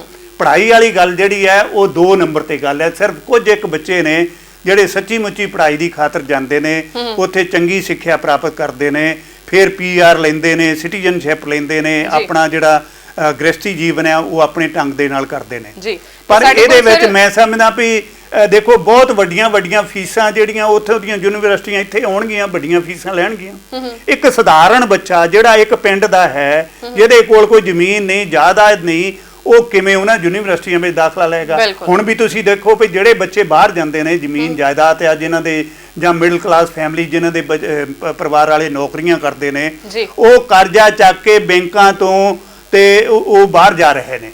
ਇੱਕ ਸਧਾਰਨ ਬੱਚਾ ਜਿਹੜਾ ਚਾਹੁੰਦਾ ਹੋਵੇ ਵੀ ਮੈਂ ਵੀ ਬਾਹਰ ਚਲ ਜਾਵਾਂ, ਇਹਨਾਂ ਦੇ ਉਰੀਸੀ, ਉਹਨੂੰ ਤਾਂ ਬੈਂਕ ਵੀ ਆਪਣਾ ਕਰਜ਼ਾ ਨਹੀਂ ਦਿੱਤਾ। ਉਹ ਕਿਉਂਕਿ ਕਰਜ਼ਾ ਜਿਹੜਾ ਹੈ ਜਦ ਤੱਕ ਕਿਸੇ ਦੀ ਜਾਇਦਾਦ ਰਹਿਣ ਨਹੀਂ ਕਰ ਲਈ ਜਾਂਦੀ ਉਦੋਂ ਦੇ ਕਰਜ਼ਾ ਨਹੀਂ ਮਿਲਦਾ। ਕਹਿੰਦਾ ਭਾਵ ਕਿ ਉਹਨੂੰ ਕੋਈ ਫਾਇਦਾ ਨਹੀਂ, ਯੂਨੀਵਰਸਿਟੀਆਂ ਇੱਥੇ ਆਉਣ ਜਾਂ ਉੱਥੇ ਰਹਿਣ, ਚਾਹੇ ਇੱਥੇ ਹੋਣ ਚਾਹੇ ਉੱਥੇ ਹੋਣ, ਉਹਨੂੰ ਤਾਂ ਫਾਇਦਾ ਇਸ ਗੱਲ ਦਾ ਹੋਏਗਾ ਜਿਹੜੀ ਨਵੀਂ ਸਿੱਖਿਆ ਨੀਤੀ ਦੇ ਵਿੱਚ ਲਿਆਉਣਾ ਚਾਹੀਦਾ ਸੀ। ਔਰ ਮੈਂ ਹੁਣ ਵੀ ਕਹਿੰਦਾ ਵੀ ਹਾਲੇ ਨੀਤੀ ਲਾਗੂ ਨਹੀਂ ਹੋਈ, ਇਹਨੂੰ ਲਿਆਂਦਾ ਜਾਣਾ ਚਾਹੀਦਾ। ਰਾਈਟ ਟੂ ਐਜੂਕੇਸ਼ਨ, ਕਿਹਦੇ ਲਈ? ਸਾਰਿਆਂ ਲਈ, ਪਰ ਬਰਾਬਰ ਦੀ ਐਜੂਕੇਸ਼ਨ। ਜੇ ਅਸੀਂ ਬਰਾਬਰ ਦੀ ਐਜੂਕੇਸ਼ਨ ਦਾ ਸਹੀ ਢੰਗ ਦਾ ਪ੍ਰਬੰਧ ਕਰ ਲਵਾਂਗੇ ਤਦੇ ਹੀ ਅਸੀਂ ਇਸ ਸਿੱਖਿਆ ਨੀਤੀ ਨੂੰ ਜਿਹੜੀ ਕਿ ਆਪਣੇ ਆਪ ਦੇ ਵਿੱਚ ਇੱਕ ਚੰਗੀ ਨੀਤੀ ਵਜੋਂ ਅੱਗੇ ਲਿਆਂਦੀ ਜਾ ਸਕਦੀ ਹੈ। ਜੇ ਇਹਦੇ ਵਿੱਚ ਕੋਈ ਲੁਕਮਾ ਏਜੰਡਾ ਨਾ ਹੋਵੇ ਤਾਂ ਮੈਂ ਸਮਝਦਾ ਵੀ ਇਹ ਆਪਣੇ ਆਪ ਦੇ ਵਿੱਚ ਇੱਕ ਵਧੀਆ ਕਦਮ ਹੋ ਨਿਬੜ ਸਕਦਾ। ਸਰ, ਅਸੀਂ ਆਪਣੀ ਗੱਲ ਇੱਦਾਂ ਹੀ ਜਾਰੀ ਰੱਖਾਂਗੇ। ਸਾਡੇ ਕੋਲ ਕਾਲਰ ਜੁੜੇ ਨੇ ਪ੍ਰੋਗਰਾਮ ਦੇ ਵਿੱਚ। ਹੈਲੋ, ਹਾਂਜੀ, ਸਤਿ ਸ਼੍ਰੀ ਅਕਾਲ ਜੀ। ਸਵਾਗਤ ਹੈ ਜੀ ਬਹੁਤ ਬਹੁਤ ਨਵਰੰਗ ਟੀਵੀ ਤੇ। ਮੈਡਮ ਮਦਨ ਮੋਹਨ ਖੱਟਰ ਬੋਲਿਆ ਜੀ, ਇੱਕ ਸੋਸ਼ਲ ਵਰਕਰ ਆ ਜੀ।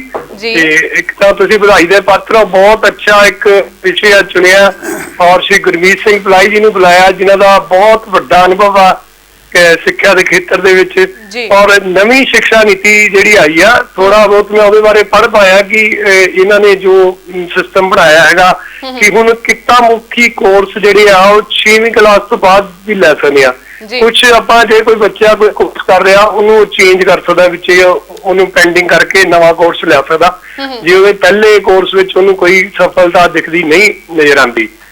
ਤੇ ਤੀਸਰਾ ਪਲਾਈ ਸਾਹਿਬ ਉਹਨੇ ਇਹ ਡਿਸਕਸ ਵੀ ਕਰ ਰਹੇ ਸੀ ਕਿ ਬਾਹਰ ਬੱਚਿਆਂ ਦਾ ਜਿਹੜਾ ਰੁਝਾਨ ਆ ਉਹਦੇ ਵਿੱਚ ਵੀ ਥੋੜਾ ਜਿਹਾ ਚੇਂਜ ਆ ਸਕਦੀ ਆ, ਪਰ ਸਧਾਰਨ ਪਰਿਵਾਰ ਚੋਂ ਜਾਂ ਜਿਹਦੇ ਕੋਲ ਨਹੀਂ ਪੈਸੇ ਵੱਡੀਆਂ ਫੀਸਾਂ ਭਰਨ ਲਈ ਉਹਨਾਂ ਲਈ ਇੱਕ ਮੁਸ਼ਕਲ ਵੀ ਖੜੀ ਆ, ਉਹਨਾਂ ਦੀ ਕੋਈ ਚੇਂਜ ਨਹੀਂ ਹੈ।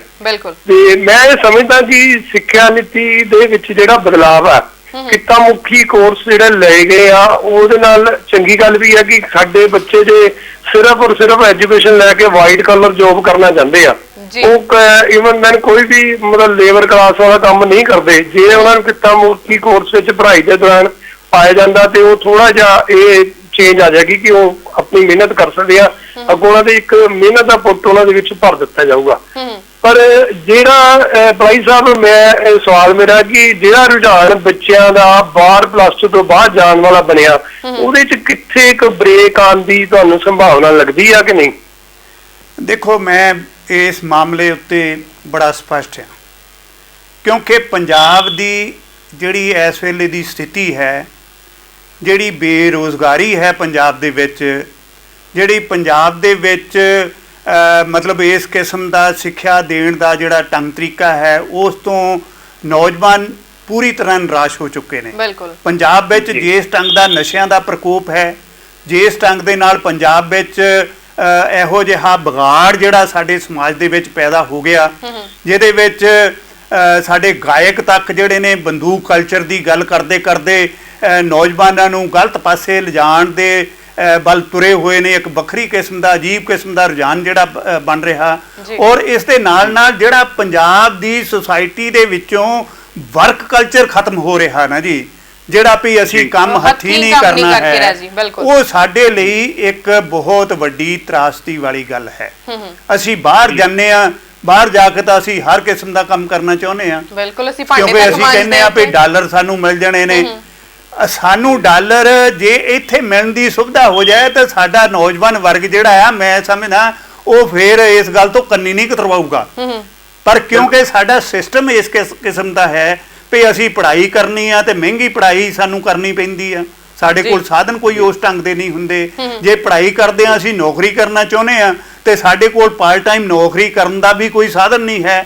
ਤੇ ਉਸ ਤੋਂ ਵੀ ਅਗਲੀ ਗੱਲ ਜਿਹੜੀ ਮੈਂ ਪਹਿਲਾਂ ਗੱਲ ਕੀਤੀ ਆ ਵੀ ਸਾਡੇ ਖੇਤੀ ਕਰਨ ਦੇ ਮਾਮਲੇ ਦੇ ਉੱਤੇ ਜਦੋਂ ਕਿਸਾਨਾਂ ਦੇ ਬੱਚੇ ਅੱਗੇ ਆਪਣੇ ਮਾਪਿਆਂ ਦੇ ਨਾਲ ਬਰਾਬਰ ਤੇ ਹੱਥ ਵਟਾਇਆ ਕਰਦੇ ਸੀ, ਕਿਰਤੀਆਂ ਦੇ ਬੱਚੇ ਆਪਣੇ ਮਾਪਿਆਂ ਦੇ ਨਾਲ ਜਾ ਕੇ ਮਜ਼ਦੂਰੀ ਕਰਨਾ ਵੀ ਮਾੜਾ ਨਹੀਂ ਸੀ ਸਮਝਦੇ। ਉਹ ਜਿਹੜਾ ਕਲਚਰ ਦਾ ਖਤਮ ਹੋਣਾ ਹੈ, ਉਹ ਪੰਜਾਬ ਦੇ ਸੱਭਿਆਚਾਰ, ਪੰਜਾਬ ਦੀ ਸੁਸਾਇਟੀ ਦੇ ਉੱਪਰ ਇੱਕ ਦਾਗ ਵਾਂਗਰ ਲੱਗਣਾ ਸ਼ੁਰੂ ਹੋ ਗਿਆ। ਇਹੋ ਕਾਰਨ ਹੈ ਕਿ ਸਾਡੇ ਨੌਜਵਾਨ ਜਿਹੜੇ ਨੇ ਇਹ ਸੋਚ ਦੇ ਮਾਲਕ ਹੋ ਗਏ ਵੀ ਚਲੋ ਛੱਡੋ ਜੀ, ਇੱਥੇ ਨੂੰ ਚਲੋ ਉੱਥੇ। ਪਰ ਪੰਜਾਬੀ ਸਮਾਜ ਜਿਹਦਾ ਪੰਜਾਬ ਵਿੱਚ ਜੀ ਲੱਗਣੋਂ ਇਸ ਕਰਕੇ ਹਟ ਗਿਆ ਵੀ ਉਹਦੇ ਕੋਲ ਸਾਧਨ ਇੱਥੇ ਪੂਰੇ ਨਹੀਂ ਹੁੰਦੇ, ਰੁਜ਼ਗਾਰ ਉਹਦੇ ਕੋਲ ਹੈ ਨਹੀਂ, ਉਸ ਨੂੰ ਇੱਥੇ ਮਾਪੇ ਜਿਹੜੇ ਨੇ ਉਹਨਾਂ ਨੂੰ ਆਪਣੇ ਬੱਚਿਆਂ ਦਾ ਭਵਿੱਖ ਚੰਗਾ ਨਹੀਂ ਲੱਗਦਾ। ਉਹਨਾਂ ਨੂੰ ਇਹ ਗੱਲ ਲੱਗਦੀ ਰਹਿੰਦੀ ਆ ਵੀ ਸਾਡਾ ਬੱਚਾ ਨਸ਼ੇ ਜਾਂ ਗਲਤ ਸੁਸਾਇਟੀ ਦੇ ਵਿੱਚ ਨਾ ਪੈ ਜਾਏ, ਪੈਸੇ ਚਾਰ ਖਰਚੋ ਤੇ ਇਹਨਾਂ ਨੂੰ ਤੋਰੋ ਇੱਥੋਂ। ਉੱਥੇ ਜਾ ਕੇ ਉਹਨਾਂ ਦਾ ਕੀ ਹਾਲ ਹੋਣਾ ਹੈ, ਇਹ ਇੱਕ ਵੱਖਰਾ ਸਵਾਲ ਹੈ। ਉਹ ਉਸ ਕਿਸਮ ਦੀਆਂ ਖਬਰਾਂ ਵੀ ਸਾਡੇ ਕੋਲ ਜਿਸ ਵੇਲੇ ਆਉਂਦੀਆਂ ਨੇ ਤੇ ਅਸੀਂ ਚਿੰਤਤ ਵੀ ਹੁੰਨੇ ਆ, ਮਾਪੇ ਵੀ ਸਾਡੇ ਚਿੰਤਤ ਹੁੰਦੇ ਨੇ।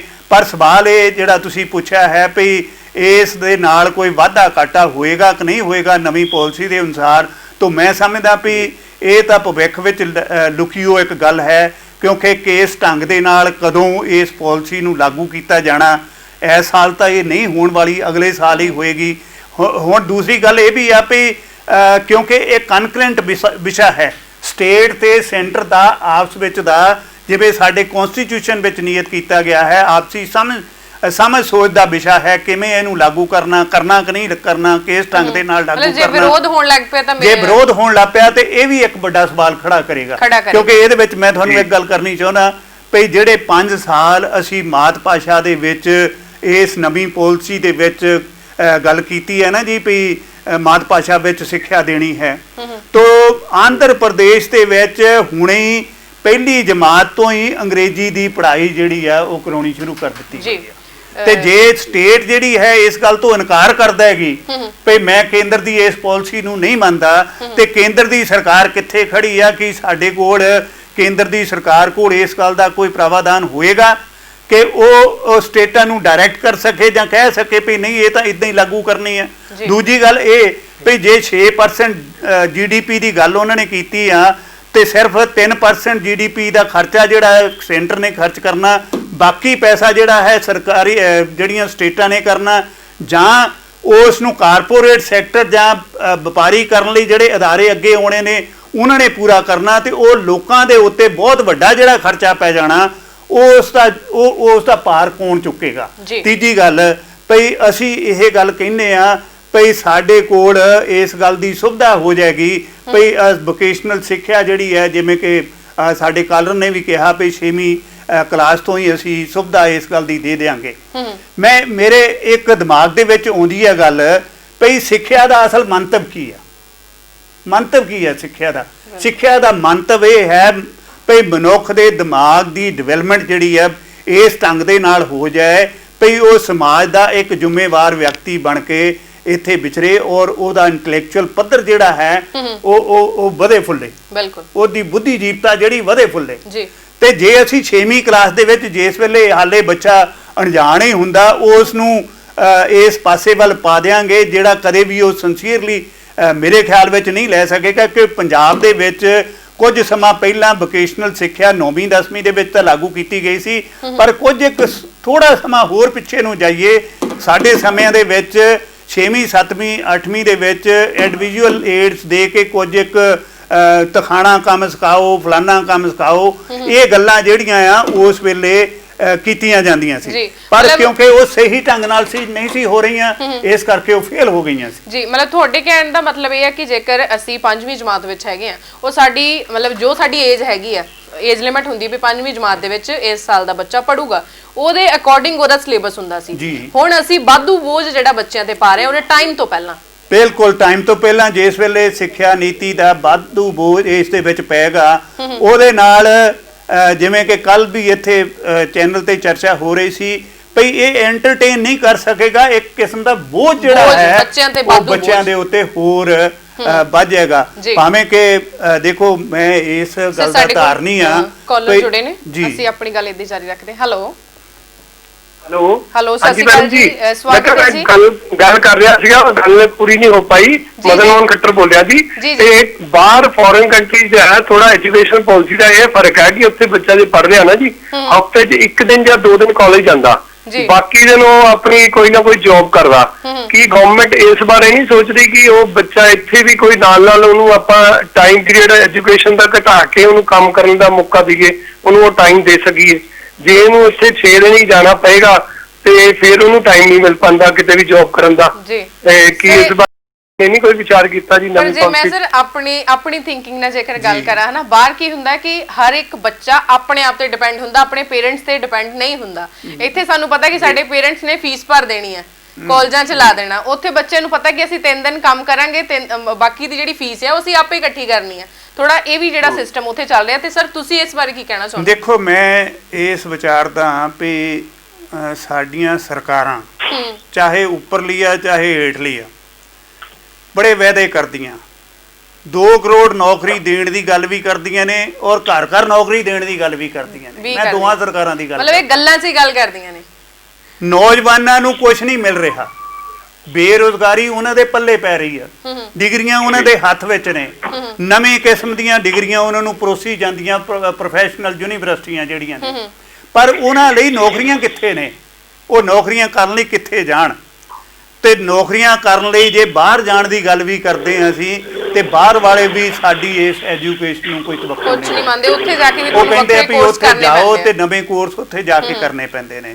ਸੋ ਮੈਂ ਸਮਝਦਾ ਵੀ ਜੇ ਵਾਕਈ ਸਰਕਾਰ ਇਸ ਗੱਲ ਬਾਰੇ ਸੰਜੀਦਾ ਹੋਵੇ ਤੇ ਜੇ ਇਸ ਕਿਸਮ ਦਾ ਜੇ ਵਾਕਈ ਅਮਰੀਕਾ ਸਿਸਟਮ ਉਹਨਾਂ ਨੇ ਇੱਥੇ ਲਾਗੂ ਕਰਨਾ ਲਪੇਟ ਕੇ ਤਾਂ ਉਸ ਕਿਸਮ ਦੀਆਂ ਸੁਵਿਧਾਵਾਂ ਵੀ ਦੇਣੀਆਂ ਚਾਹੀਦੀਆਂ ਪੜ੍ਹਾਈ ਕਰਨ ਲਈ ਉਸ ਕਿਸਮ ਦੀ ਗੱਲ ਜਿਵੇਂ ਕਾਲਰ ਨੇ ਕਿਹਾ ਵੀ 5-6 ਦਿਨ ਉਹ ਕੰਮ 5-6 ਦਿਨ ਉਹ ਕੰਮ ਕਰਨ ਤੇ 1 ਦਿਨ ਉਹ ਯੂਨੀਵਰਸਿਟੀ ਵਿੱਚ ਜਾ ਕੇ ਆਪਣੀ ਡਿਗਰੀ ਵੀ ਪੂਰੀ ਕਰ ਲੈਣ ਤੇ ਮੈਂ ਸਮਝਦਾ ਵੀ ਇਹ ਇੱਕ ਆਪਣੇ ਆਪ ਦੇ ਵਿੱਚ ਗੱਲ ਜਿਹੜੀ ਆ ਹੋਣ ਵਾਲੇ ਖਰੜੇ ਦੇ ਵਿੱਚ ਜੋੜੀ ਜਾਣੀ ਚਾਹੀਦੀ ਹੈ ਯੂਨੀਵਰਸਿਟੀਆਂ ਦੇ ਵਿੱਚ ਇਹ ਗੱਲ ਆਉਣੀ ਚਾਹੀਦੀ ਆ। ਜੀ ਤੇ ਸਾਡੇ ਕਾਲਰ ਗੱਲ ਕਰ ਰਹੇ ਸੀ ਸਾਡੇ ਨਾਲ ਉਹਨਾਂ ਦਾ ਕਹਿਣ ਦਾ ਮਤਲਬ ਤਾਂ ਇਹੀ ਹੈ ਕਿ ਜੇਕਰ ਕਿਸੇ ਨੂੰ ਕਾਪੀ ਕਰਨਾ ਤਾਂ ਫਿਰ ਚੰਗੀ ਤਰ੍ਹਾਂ ਕਰੋ। ਬਿਲਕੁਲ ਸਹੀ ਗੱਲ ਹੈ ਕਿਉਂਕਿ ਨਾਲ ਦੇਖੋ ਪੜ੍ਹਾਈ ਦੇ ਨਾਲ ਨੌਕਰੀਆਂ ਦੀ ਗੱਲ ਜੇ ਅਸੀਂ ਕਰਾਂਗੇ ਵੋਕੇਸ਼ਨਲ ਸਿੱਖਿਆ ਦਿਓ ਚੰਗੀ ਗੱਲ ਹੈ ਹੱਥੀਂ ਕਿੱਤਾ ਸਿੱਖਣਾ ਕੋਈ ਮਾੜਾ ਕੰਮ ਨਹੀਂ।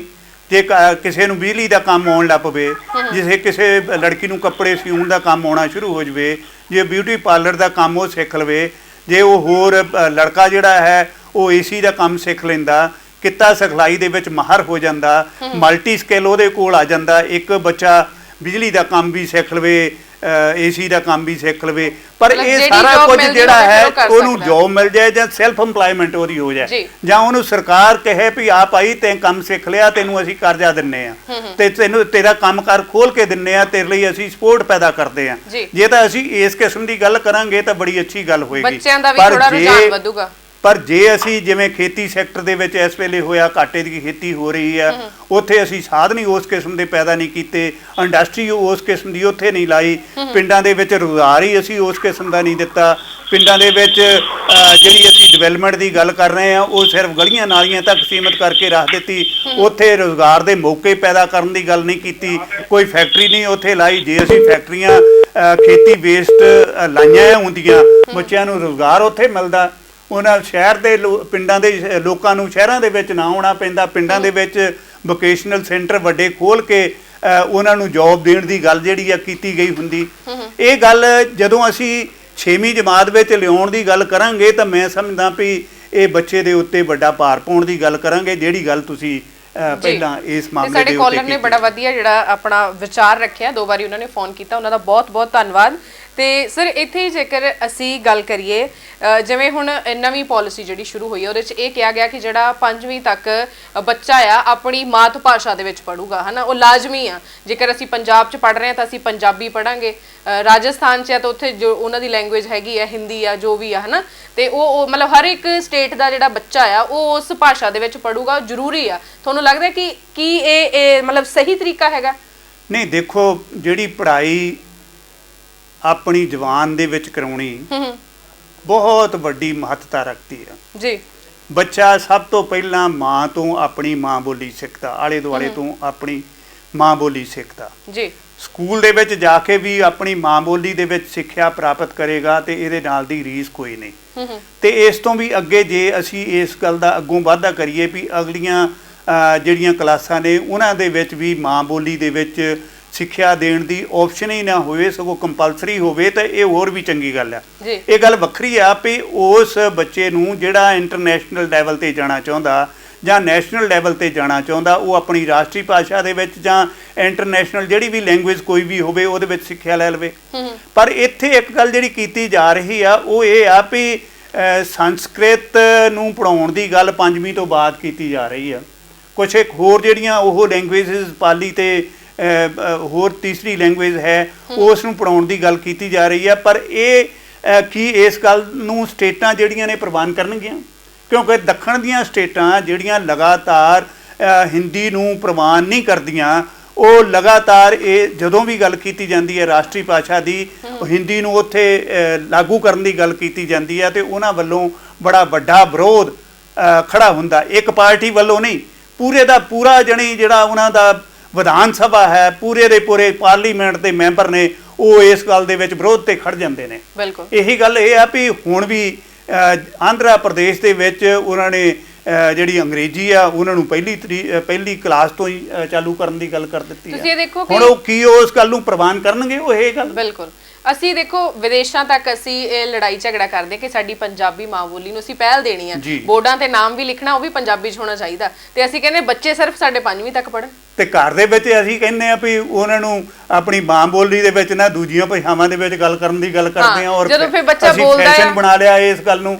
ਔਰ ਸਕੂਲਾਂ ਦੇ ਵਿੱਚ ਤਾਂ ਇਹ ਵੀ ਹੋ ਗਿਆ ਵੀ ਜੁਰਮਾਨੇ ਲਾਉਣੇ ਸ਼ੁਰੂ ਕਰਤੇ ਪ੍ਰਿੰਸੀਪਲਾਂ ਨੇ ਔਰ ਟੀਚਰਾਂ ਨੇ ਵੀ ਤੁਸੀਂ ਆ ਦੂਜੀ ਲੈਂਗੁਏਜ ਬੋਲਦੇ ਕਿਉਂ? ਪੰਜਾਬੀ ਨਹੀਂ ਬੋਲ ਸਕਦੇ, ਤੁਸੀਂ ਇੰਗਲਿਸ਼ 'ਚ ਗੱਲ ਕਰ ਸਕਦੇ, ਪੰਜਾਬੀ ਨਹੀਂ ਬੋਲ ਸਕਦੇ। ਇੱਥੇ ਸਵਾਲ ਇਹ ਹੁੰਦਾ ਵੀ ਕੀ ਇਹ ਅਦਾਰੇ ਜਿਹੜੇ ਕਿ ਗਾਹਾਂ ਆਉਣ ਵਾਲੇ ਸਮੇਂ ਦੇ ਵਿੱਚ ਮੈਂ ਸਮਝਦਾ ਵੀ ਜਿਨ੍ਹਾਂ ਨੇ ਸਾਡੀ ਸਿੱਖਿਆ ਨੀਤੀ ਨੂੰ ਕੈਪਚਰ ਕਰ ਲੈਣਾ, ਕਾਬੂ ਕਰ ਲੈਣਾ, ਉਹ ਇਸ ਗੱਲ ਦੀ ਖੁੱਲ੍ਹ ਦੇਣਗੇ ਵੀ ਮਾਤ ਭਾਸ਼ਾ ਜਿਹੜੀ ਹੈ ਉਹ ਮੁੱਢਲੀਆਂ ਕਲਾਸਾਂ ਦੇ ਵਿੱਚ ਹੀ ਬੱਚਿਆਂ ਨੂੰ ਪੜ੍ਹਾਈ ਜਾਏ ਔਰ ਉਹਨਾਂ ਦੀ ਜਿਹੜੀ ਮਾਨਸਿਕ ਡਿਵੈਲਪਮੈਂਟ ਆ ਜਿਹੜੀ ਅਸਲ ਮਾਇਨੇ ਦੇ ਵਿੱਚ ਮਾਤ ਭਾਸ਼ਾ ਦੇ ਵਿੱਚ ਹੀ ਹੋ ਸਕਦੀ ਆ, ਉਹਨੂੰ ਉਹ ਪ੍ਰਵਾਨ ਕਰ ਲੈਣਗੇ। ਤੁਸੀਂ ਦੇਖੋ ਅਸੀਂ ਇੱਥੇ ਕਹਿ ਰਹੇ ਹਾਂ ਕਿ ਅਸੀਂ 5ਵੀਂ ਤੱਕ ਚਲੋ ਅਸੀਂ ਆਪਣੀ ਭਾਸ਼ਾ ਦੇ ਵਿੱਚ ਅਸੀਂ ਆਪਣੀ ਭਾਸ਼ਾ ਪੜਾਂਗੇ ਨਾ, ਫਿਰ ਸਾਨੂੰ ਸਾਰਿਆਂ ਘਰਾਂ 'ਚ ਕਹਿ ਲਓ ਕਿ ਟ੍ਰੈਂਡ ਬਣ ਚੁੱਕਾ, ਜੇਕਰ ਬੱਚਾ ਇੰਗਲਿਸ਼ ਬੋਲਦਾ ਤਾਂ ਉਹਨੂੰ ਇੰਟੈਲੀਜੈਂਟ ਮੰਨਿਆ ਜਾਂਦਾ, ਜਦ ਕਿ ਇਹ ਕਹਿ ਲਓ ਇੱਕ ਲੈਂਗੁਏਜ ਹੈ, ਇੱਕ ਤੁਹਾਡੇ ਕਹਿ ਲਓ ਕਿ ਜ਼ਿਆਦਾ ਬੁੱਧੀਮਾਨ ਹੋਣ ਦਾ ਇਹ ਕੋਈ ਸਰਟੀਫਿਕੇਟ ਨਹੀਂ ਹੈਗਾ, ਹੈ ਨਾ। ਤੁਸੀਂ ਦੇਖੋ ਜੇਕਰ ਬਾਹਰੋਂ ਕੋਈ ਆਉਂਦਾ, ਅਸੀਂ ਕਹਿੰਦੇ ਜੀ ਇੰਗਲਿਸ਼ 'ਚ ਗੱਲ ਕਰ ਰਿਹਾ, ਹੋ ਸਕਦਾ ਕਿ ਸਿਰਫ ਉਹਦੀ ਉਹ ਭਾਸ਼ਾ ਕਰਕੇ ਉਹ ਬੋਲ ਰਿਹਾ, ਉਹਦੇ ਕੋਲ ਐਜੂਕੇਸ਼ਨ ਨਾ ਹੋਵੇ, ਮਤਲਬ ਅਸੀਂ ਦੂਸਰੇ ਨੂੰ ਫੋਲੋ ਕਰਨ ਵੱਲ ਜਿਹੜਾ ਜ਼ਿਆਦਾ ਚੱਲ ਰਹੇ ਹਾਂ। ਇੱਥੇ ਹੁਣ ਕੀ ਹੈ ਕਿ ਅਸੀਂ ਕਹਿੰਦੇ ਕਿ 5ਵੀਂ ਤੱਕ ਚਲੋ ਬੱਚਾ, ਜਿਹੜੀ ਨਵੀਂ ਪਾਲਿਸੀ ਦੀ ਜੇਕਰ ਗੱਲ ਕਰੀਏ ਵੀ 5ਵੀਂ ਤੱਕ ਬੱਚਾ ਪੰਜਾਬੀ ਪੜੂਗਾ, ਉਸ ਤੋਂ ਬਾਅਦ ਸਾਨੂੰ ਆ ਕਿ ਬੱਚੇ ਇੰਗਲਿਸ਼ ਬੋਲਣ, ਹੈ ਨਾ, ਫਿਰ ਆਈਲੈਟ ਕਰਨ, ਮਤਲਬ ਉਹਨਾਂ ਨੂੰ ਪ੍ਰੋਪਰ ਆਉਂਦਾ ਹੋਵੇ। ਬਾਹਰ ਕੀ ਸਿਸਟਮ ਚੱਲ ਰਿਹਾ ਕਿ ਉੱਥੇ ਸਾਰਾ ਕੁਝ ਹੈਗਾ, ਪਰ ਉਹ ਫਿਰ ਵੀ ਪੰਜਾਬੀ ਦੀਆਂ ਕਲਾਸਾਂ ਬਕਾਇਦਾ ਜਿਹੜੀਆਂ ਵੱਖਰੀਆਂ ਕਲਾਸਾਂ ਬੱਚਿਆਂ ਨੂੰ ਪਾਰਟ ਟਾਈਮ ਦੇ ਵਿੱਚ ਲਵਾ ਰਹੇ ਨੇ, ਮਤਲਬ ਉਹ ਆਪਣੀ ਭਾਸ਼ਾ ਦਾ ਇੰਨਾ ਖਿਆਲ ਰੱਖ ਰਹੇ ਨੇ। ਬਿਲਕੁਲ, ਅਸਲ ਮਾਇਨੇ ਦੇ ਵਿੱਚ ਇਹ ਆਪਣੇ ਆਪ ਦੇ ਵਿੱਚ ਇੱਕ ਵੱਖਰਾ ਵਿਸ਼ਾ ਹੈ ਜਿਹਦੇ ਬਾਰੇ ਵਿਚਾਰ ਚਰਚਾ ਕਰਨ ਦੀ ਲੋੜ ਹੈ। ਪਰ ਨਵੀਂ ਸਿੱਖਿਆ ਨੀਤੀ ਦੇ ਵਿੱਚ ਜੇ ਇਸ ਗੱਲ ਦੇ ਉੱਤੇ ਜ਼ੋਰ ਦਿੱਤਾ ਗਿਆ, ਚੰਗੀ ਗੱਲ ਹੈ ਉਹ, ਜੇ ਉਹ ਇੱਕ ਪਾਸੜ ਨਾ ਚਲਾਈ ਜਾਵੇ, ਉਹ ਇਹ ਆ ਵੀ ਸਾਨੂੰ ਆਪਣੀ ਸੱਭਿਅਤਾ ਦੇ ਨਾਲ ਜੁੜਨ ਦੀ ਲੋੜ ਹੈ। ਬਿਲਕੁਲ, ਸਾਡਾ ਸੱਭਿਆਚਾਰ ਜਿਹੜਾ ਅਮੀਰ ਵਿਰਸਾ ਹੈ ਉਸ ਦੇ ਨਾਲ ਜੋੜ ਕੇ ਉਸ ਐਜੂਕੇਸ਼ਨ ਦੇਣ ਦੀ ਗੱਲ ਹੋਣੀ ਚਾਹੀਦੀ ਹੈ। ਪਰ ਇਹ ਵੀ ਆ ਵੀ ਸਾਡੇ ਸਿਲੇਬਸ ਦੇ ਵਿੱਚੋਂ ਜਿਸ ਢੰਗ ਦੇ ਨਾਲ ਪਿਛਲੇ ਦਿਨਾਂ ਦੇ ਵਿੱਚ ਕੁਝ ਇੱਕ ਸਾਡੇ ਲੋਕਾਂ ਦੇ ਜਿਹੜਾ ਇਤਿਹਾਸ ਸੀ ਉਸ ਨੂੰ ਉਸ ਦੇ ਵਿੱਚੋਂ ਖਾਰਜ ਕਰ ਦਿੱਤਾ ਗਿਆ, ਤੋੜ ਮਰੋੜ ਕੇ ਵੀ ਪੇਸ਼ ਕੀਤਾ ਗਿਆ ਕਿ ਆਉਣ ਵਾਲੀ ਸਿੱਖਿਆ ਨੀਤੀ ਦੇ ਵਿੱਚ ਜਿਹੜਾ ਸਿਲੇਬਸ ਬਣ ਕੇ ਸਾਡੇ ਸਾਹਮਣੇ ਆਏਗਾ ਕਿ ਉਹ ਇੱਕ ਪਾਸੜ ਤਾਂ ਨਹੀਂ ਹੋ ਜਾਏਗਾ। ਬਿਲਕੁਲ, ਇਹ ਗੱਲ ਜਿਹੜੀ ਹੈ ਉਹ ਸਾਡੇ ਸੂਝਵਾਨ ਲੋਕਾਂ ਨੂੰ ਦੇਖਣੀ ਪੱਖਣੀ ਪੈਗੀ। ਔਰ ਮੈਂ ਸਮਝਦਾ ਭਈ ਸੈਕੂਲਰ ਦੇਸ਼ ਦੇ ਵਿੱਚ ਇਸ ਗੱਲ ਦਾ ਬੜਾ ਹੀ ਮਹੱਤਵ ਹੈ ਭਈ ਅਸੀਂ ਉਸ ਬਹੁ ਕੌਮੀ, ਬਹੁਤ ਸੱਭਿਅਕ, ਬਹੁਤ ਲੈਂਗੁਏਜ ਜਿਹਨੂੰ ਕਹਿੰਦੇ ਆ ਵੀ ਬਹੁਤ ਭਾਸ਼ਾਵਾਂ ਵਾਲਾ ਜਿਹੜਾ ਦੇਸ਼ ਹੈ, ਉਸ ਦਾ ਜਿਹੜਾ ਕਿਰਦਾਰ ਖਾਕਾ ਹੈ, ਉਹ ਗੁਲਦਸਤਾ ਹੈ ਜਿਹੜਾ ਸਾਡੇ ਸਾਹਮਣੇ ਸਾਡੇ ਸੰਵਿਧਾਨ ਦੇ ਨਿਰਮਾਤਾ ਜਿਹੜੇ ਲੋਕ ਸੀ, ਸਿਆਣੇ ਲੋਕ ਸੀ, ਉਹਨਾਂ ਨੇ ਪੇਸ਼ ਕੀਤਾ। ਉਹ ਇਸ ਸਿੱਖਿਆ ਨੀਤੀ ਦੇ ਵਿੱਚੋਂ ਕਿਸੇ ਤਰ੍ਹਾਂ ਵੀ ਗਾਇਬ ਨਹੀਂ ਹੋਣਾ ਚਾਹੀਦਾ, ਇੱਕ ਗੱਲ, ਤੇ ਉਸ ਨੂੰ ਬਿਲਕੁਲ ਉਸੇ ਢੰਗ ਦੇ ਨਾਲ ਲਾਗੂ ਕਰਨ ਦਾ ਯਤਨ ਜਿਹੜਾ ਹੈ ਉਹ ਹੋਣਾ ਚਾਹੀਦਾ। ਤਦੇ ਸਾਡੀ ਆਉਣ ਵਾਲੀ ਸਿੱਖਿਆ ਨੀਤੀ ਜਿਹੜੀ ਆ ਕਾਮਯਾਬ ਹੋਏਗੀ। ਇਹ ਗੱਲ ਦੂਜੀ, ਸਿੱਖਿਆ ਦੇ ਉੱਤੇ ਵੱਧ ਪੈਸੇ ਖਰਚਣ ਦੀ ਗੱਲ ਜਿਹੜੀ ਆ ਉਹ ਬੜੀ ਜ਼ਰੂਰੀ ਗਿਣੀ ਜਾ ਰਹੀ ਹੈ। ਸਾਡੇ ਕੋਲ ਕਾਲਰ ਜੁੜੇ ਨੇ ਪ੍ਰੋਗਰਾਮ ਦੇ ਵਿੱਚ। ਹੈਲੋ, ਸਤਿ ਸ਼੍ਰੀ ਅਕਾਲ ਜੀ, ਸਵਾਗਤ ਹੈ ਜੀ ਨਵਰੰਗ ਟੀਵੀ ਤੇ। ਹਾਂਜੀ ਜੀ, ਕੌਣ ਗੱਲ ਕਰ ਰਹੇ ਹੋ? ਆਪਾਂ ਇਹ ਗੱਲ ਕਰ ਰਹੇ ਹਾਂ ਲੋਕਲੀ ਐਜੂਕੇਸ਼ਨ ਪਾਰਟ। ਆਪਾਂ ਇਹ ਚਾਹੁੰਦੇ ਹਾਂ ਜਿਵੇਂ ਕਿ ਪਿੰਡਾਂ ਦੇ ਵਿੱਚ ਸੇਵਾ ਕੇਂਦਰ ਖੁੱਲੇ ਸੀਗੇ ਜੀ, ਉਹ ਤਕਰੀਬਨ ਇਸ ਟਾਈਮ ਬੰਦ ਪਏ ਹੈਗੇ ਆ। ਜੀ ਹੈਲੋ, ਹਾਂਜੀ, ਅਸੀਂ ਸੁਣ ਰਹੇ ਤੁਹਾਨੂੰ। ਹਾਂਜੀ, ਆਪਾਂ ਚਾਹੁੰਦੇ ਸੀ ਉਹ ਸੇਵਾ ਕੇਂਦਰਾਂ, ਜਿੱਦਾਂ ਕਿ ਇੱਕ ਪਿੰਡ ਦੋ ਪਿੰਡ ਛੱਡ ਕੇ ਸੇਵਾ ਕੇਂਦਰ ਸੀ, ਆਪਾਂ ਕੋਈ ਵੀ ਆਪਣਾ ਕੰਮ ਕੋਈ ਵੀ ਕਰਾ ਸਕਦੇ ਇਸ ਤੇ, ਜਿਵੇਂ ਕਿ ਲਾਇਸੈਂਸ ਆ ਜਾਂ ਹੋਰ ਵੀ ਆਪਣਾ ਕੋਈ ਮੈਰਿਜ ਸਰਟੀਫਿਕੇਟ ਆ ਜਾਂ ਐਸਸੀ ਸਰਟੀਫਿਕੇਟ ਆ, ਆਪਾਂ ਉਹਨਾਂ ਨੂੰ ਬਹੁਤ ਲਾਭ ਸੀਗਾ। ਉਹ ਹੁਣ ਤਕਰੀਬਨ ਆਪਾਂ ਦੇਖਦੇ ਹਾਂ ਉਹ ਦੋ ਤਿੰਨ ਹੀ ਆਪਣੇ ਫਗਵਾੜੇ ਕਪੂਰਥਲੇ ਚ ਹੈਗੇ ਆ ਜੀ। ਆਪਾਂ ਚਾਹੁੰਦੇ ਸੀ ਉਹ ਹੋ ਜਾਵੇ ਤੇ ਇੱਕ ਜਾਂ ਪਿੰਡਾਂ ਦੇ ਵਿੱਚ ਡਿਸਪੈਂਸਰੀਆਂ ਦਾ ਕੋਈ ਸਰਕਾਰੀ ਡਾਕਟਰ ਆਪਣੀ ਸੇਵਾ ਨਿਭਾਉਣ ਜੀ। ਡਿਸਪੈਂਸਰੀਆਂ ਬਹੁਤ ਘੱਟ ਹੈਗੇ ਪਿੰਡਾਂ 'ਚ ਜੀ। ਜੀ, ਮੇਰਾ ਸੁਝਾਅ ਤਾਂ ਇਹ ਸੀਗਾ, ਬਾਕੀ ਠੀਕ ਹੈ ਜੀ। ਹਾਂ, ਬੜੀ ਅੱਛੀ ਗੱਲ ਤੁਸੀਂ ਕੀਤੀ ਹੈ। ਸੇਵਾ ਕੇਂਦਰ ਜਿਹੜੇ ਪਿੰਡਾਂ ਦੇ ਵਿੱਚ ਖੋਲ੍ਹੇ ਗਏ ਸੀ, ਉਹ ਅਸਲ ਵਿੱਚ ਇੱਕ ਤਾਂ ਨੌਜਵਾਨਾਂ ਨੂੰ ਰੁਜ਼ਗਾਰ ਦੇਣ ਦਾ ਇੱਕ ਸਾਧਨ ਬਣੇ ਹੋਏ ਸੀ। ਦੂਸਰੀ ਗੱਲ, ਉਹ ਪਿੰਡਾਂ ਦੇ ਲੋਕਾਂ ਲਈ ਸਹੀ ਕਿਸਮ ਦੀ ਸੁਵਿਧਾ ਜਿਹੜੀ ਆ ਉਹ ਬੜੀ ਅੱਛੇ ਢੰਗ ਦੇ ਨਾਲ ਦੇ ਰਹੇ ਸੀ। ਬਾਵਜੂਦ ਇਸ ਗੱਲ ਦੇ ਵੀ ਕਈ ਹਾਲਤਾਂ ਦੇ ਵਿੱਚ ਕਦੇ ਬਿਜਲੀ ਨਹੀਂ ਸੀ ਹੁੰਦੀ, ਕਿਸੇ ਕਿਸਮ ਦੀਆਂ ਦਿੱਕਤਾਂ ਆਉਂਦੀਆਂ ਸੀ, ਕਈ ਵਾਰੀ ਸਟਾਫ ਦੀ ਕਮੀ ਆਉਂਦੀ ਸੀ, ਜਾਂ ਕਈ ਵਾਰੀ ਜਿਹੜੇ ਕਾਗਜ਼ ਅਪਲੋਡ ਕਰਨ ਦੀ ਗੱਲ ਜਿਹੜੀ ਆ ਨੈਟ ਦੀ ਸਮੱਸਿਆ ਹੋਣ ਕਰਕੇ ਲੋਕਾਂ ਨੂੰ ਦਿੱਕਤ ਵੀ ਆਉਂਦੀ ਸੀ। ਇਹੀ ਕਿਹਾ ਜਾਂਦਾ ਸੀ। ਪਰ ਤਦ ਵੀ ਇਹ ਆਪਣੇ ਆਪ ਦੇ ਵਿੱਚ ਬੜੀ ਮਹੱਤਵਪੂਰਨ ਗੱਲ ਹੈ ਕਿ ਜੇ ਲੋਕਾਂ ਨੂੰ ਲੋਕਾਂ ਦੇ ਦੁਆਰੇ ਜਾ ਕੇ ਕੋਈ ਸਹੂਲਤ ਮਿਲਦੀ ਹੈ ਤੇ ਉਹ ਅਸਲ ਵਿੱਚ ਸਰਕਾਰ ਨੂੰ ਬਿਲਕੁਲ ਉਸੇ ਢੰਗ ਦੇ ਨਾਲ ਲਾਗੂ ਕਰਨੀ ਚਾਹੀਦੀ ਹੈ। ਪਰ ਇਸ ਗੱਲ ਦਾ ਬਹੁਤ ਸਾਰੇ ਲੋਕਾਂ ਨੇ ਨੁਕਸਾਨ ਵੀ ਚੱਲਿਆ। ਨੁਕਸਾਨ ਇਸ ਕਰਕੇ ਵੀ ਗਲਤ ਕਿਸਮ ਦੇ ਜਿਹੜੇ ਕੰਮ ਆ ਉਹ ਕੀਤੇ ਜਾਣ ਲੱਗ ਪਏ। ਮੈਂ ਤੁਹਾਨੂੰ ਉਦਾਹਰਨ ਦਿੰਦਾ ਵੀ ਕੰਸਟਰਕਸ਼ਨ ਵਰਕਰ ਨੇ ਜਿਹੜੇ ਮੇਰੇ ਧਿਆਨ ਵਿੱਚ ਗੱਲ ਆਈ ਔਰ ਪ੍ਰੈਸ ਦੇ ਵਿੱਚ ਵੀ ਬੜੀ ਚਾਲੂ ਰਹੀ ਇਹ, ਕੰਸਟਰਕਸ਼ਨ ਵਰਕਰਾਂ ਨੂੰ ਰਜਿਸਟਰਡ ਕਰਨਾ ਜਿਹੜਾ ਸੀ ਉਹ ਜਿਹੜੇ ਇਹਨਾਂ ਸੇਵਾ ਕੇਂਦਰਾਂ ਦੇ ਜ਼ਿੰਮੇ ਇੱਕ ਕੰਮ ਹੋਇਆ ਕਰਦਾ ਸੀ।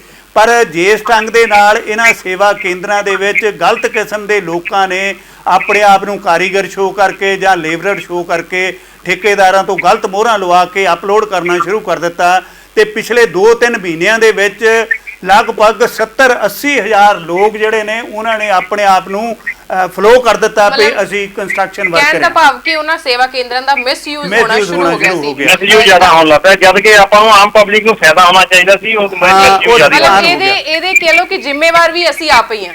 ਬਿਲਕੁਲ ਅਸੀਂ ਆਪ ਹਾਂ। ਇਹਦੇ ਲਈ ਮੈਂ ਸੁਝਾਅ ਦਿਆਂਗਾ ਵੀ ਸਰਕਾਰ ਬਿਲਕੁਲ ਨਿਯਮਤ ਕਰੇ ਇਸ ਗੱਲ ਨੂੰ, ਪਰ ਜਿਹੜੇ ਸੇਵਾ ਕੇਂਦਰ ਨੇ ਇਹ ਮੁੜ ਕੇ ਫੇਰ ਜਿਹੜੇ ਨੇ ਖੋਲੇ ਜਾਣ, ਕਿਉਂਕਿ ਦੇਖੋ ਉਹਨਾਂ ਨੇ ਤਾਂ ਆਪਣੀ ਸਾਈਟ ਹੀ ਬੰਦ ਕਰ ਦਿੱਤੀ। ਜੇ ਸਾਈਟ ਬਸ ਜੀ, ਤੁਹਾਡਾ ਕਾਲ ਕਰਨ ਦੇ ਲਈ ਅਸੀਂ ਤੁਹਾਡੀ ਜਿਹੜੀ ਆਵਾਜ਼ ਹੈ ਪ੍ਰਸ਼ਾਸਨ ਤੱਕ ਜ਼ਰੂਰ ਪਹੁੰਚਾਵਾਂਗੇ ਜੀ। ਹਾਂਜੀ ਸਰ, ਹੁਣ ਤੁਸੀਂ ਜੀ ਅੱਗੋਂ ਗੱਲ ਆਪਾਂ ਸਿੱਖਿਆ ਨੀਤੀ ਦੇ ਬਾਰੇ ਚ ਅਸਲ ਮੈਨੇ ਦੇ ਵਿੱਚ ਕਰਦੇ ਸੀ। ਸਾਡੇ ਕੋਲ ਸਮਾਂ ਵੀ ਉਹਨਾਂ ਕੀ ਹੈਗਾ ਤੇ ਅਸੀਂ ਅੱਜ ਸਿੱਖਿਆ ਨੀਤੀ ਤੇ ਗੱਲਬਾਤ ਕਰ ਰਹੇ ਸੀ। ਤੁਸੀਂ ਬੜੇ ਵਿਸਥਾਰ ਦੇ ਨਾਲ ਕਹਿ ਲਓ ਕਿ ਜਿਹੜੀਆਂ ਗੱਲਾਂ ਸਾਡੇ ਦਰਸ਼ਕਾਂ ਨੂੰ ਜਾਂ ਮੈਨੂੰ ਨਹੀਂ ਵੀ ਸੀ ਪਤਾ, ਤੁਸੀਂ ਬੜੇ ਵਿਸਥਾਰ ਦੇ ਨਾਲ ਸਾਨੂੰ ਦੱਸ ਦਿੱਤੀਆਂ। ਕਹਿ ਲਓ ਕਿ ਅਸੀਂ ਪੂਰੀ ਤਰ੍ਹਾਂ ਇਹਦੇ ਤੋਂ ਜਾਣੂ ਹੋ ਚੁੱਕੇ ਹਾਂ, ਹਨਾ। ਤੇ ਜੇਕਰ ਅਸੀਂ ਹੁਣ ਇਹਨੂੰ ਸਮੇਟਣਾ ਚਾਹੀਏ, ਹਨਾ, ਤੁਸੀਂ ਇਸ ਨਵੀਂ ਸਿੱਖਿਆ ਨੀਤੀ ਬਾਰੇ ਤੁਹਾਡੇ ਆਪਣੇ ਕੀ ਵਿਚਾਰ ਨੇ ਕਿ ਇਹ ਸਹੀ ਹੈ ਕਿ ਗਲਤ ਹੈ?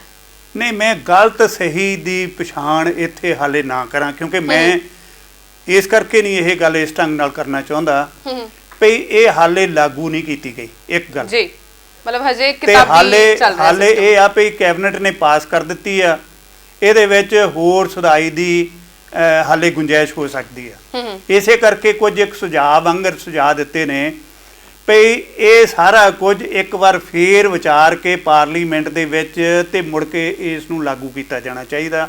ਚਾਹੇ ਕਰੋਨਾ ਕਾਲ ਤੋਂ ਬਾਅਦ ਜਦੋਂ ਪਾਰਲੀਮੈਂਟ ਬੈਠੇ ਉੱਥੇ, ਜਾਂ ਪਾਰਲੀਮੈਂਟ ਦੀ ਇੱਕ ਕਮੇਟੀ ਬਣਾ ਕੇ ਉਹਦੇ ਵਿੱਚ ਇਸ ਗੱਲ ਨੂੰ ਲਿਆਂਦਾ ਜਾਏ ਜੀ। ਤੇ ਜੇ ਇਹ ਸਾਰਾ ਕੁਝ ਸੰਭਵ ਨਾ ਹੋਵੇ ਤਾਂ ਫਿਰ ਮੈਂ ਸਮਝਦਾ ਵੀ ਇਸ ਨੂੰ ਲਾਗੂ ਕਰਨ ਦੀ ਬਹੁਤੀ ਕਾਹਲੀ ਉਦੋਂ ਕਰਨੀ ਚਾਹੀਦੀ ਆ ਜਿਸ ਵੇਲੇ ਇਹਦੇ ਲਈ ਫੰਡ ਜਿਹੜੇ ਨੇ ਸਾਡੀ GDP ਦਾ 6% ਜਿਹੜਾ ਹੈ ਆਪਣੇ ਸਾਧਨਾਂ ਨਾਲ ਜੁਟਾਇਆ ਜਾਵੇ। ਦੂਜੀ ਇਹ ਆ ਵੀ ਬਰਾਬਰ ਦੀ ਸਿੱਖਿਆ ਸਾਰਿਆਂ ਨੂੰ, ਮੈਂ ਇੱਕ ਬਾਰ-ਬਾਰ ਉਹੀ ਗੱਲ ਕਰਦਾ ਭਈ ਇਹ ਜਿਹੜੀ ਸਿੱਖਿਆ ਹੈ ਉਹ ਬਰਾਬਰ ਦੀ ਹੋਣੀ ਚਾਹੀਦੀ ਆ।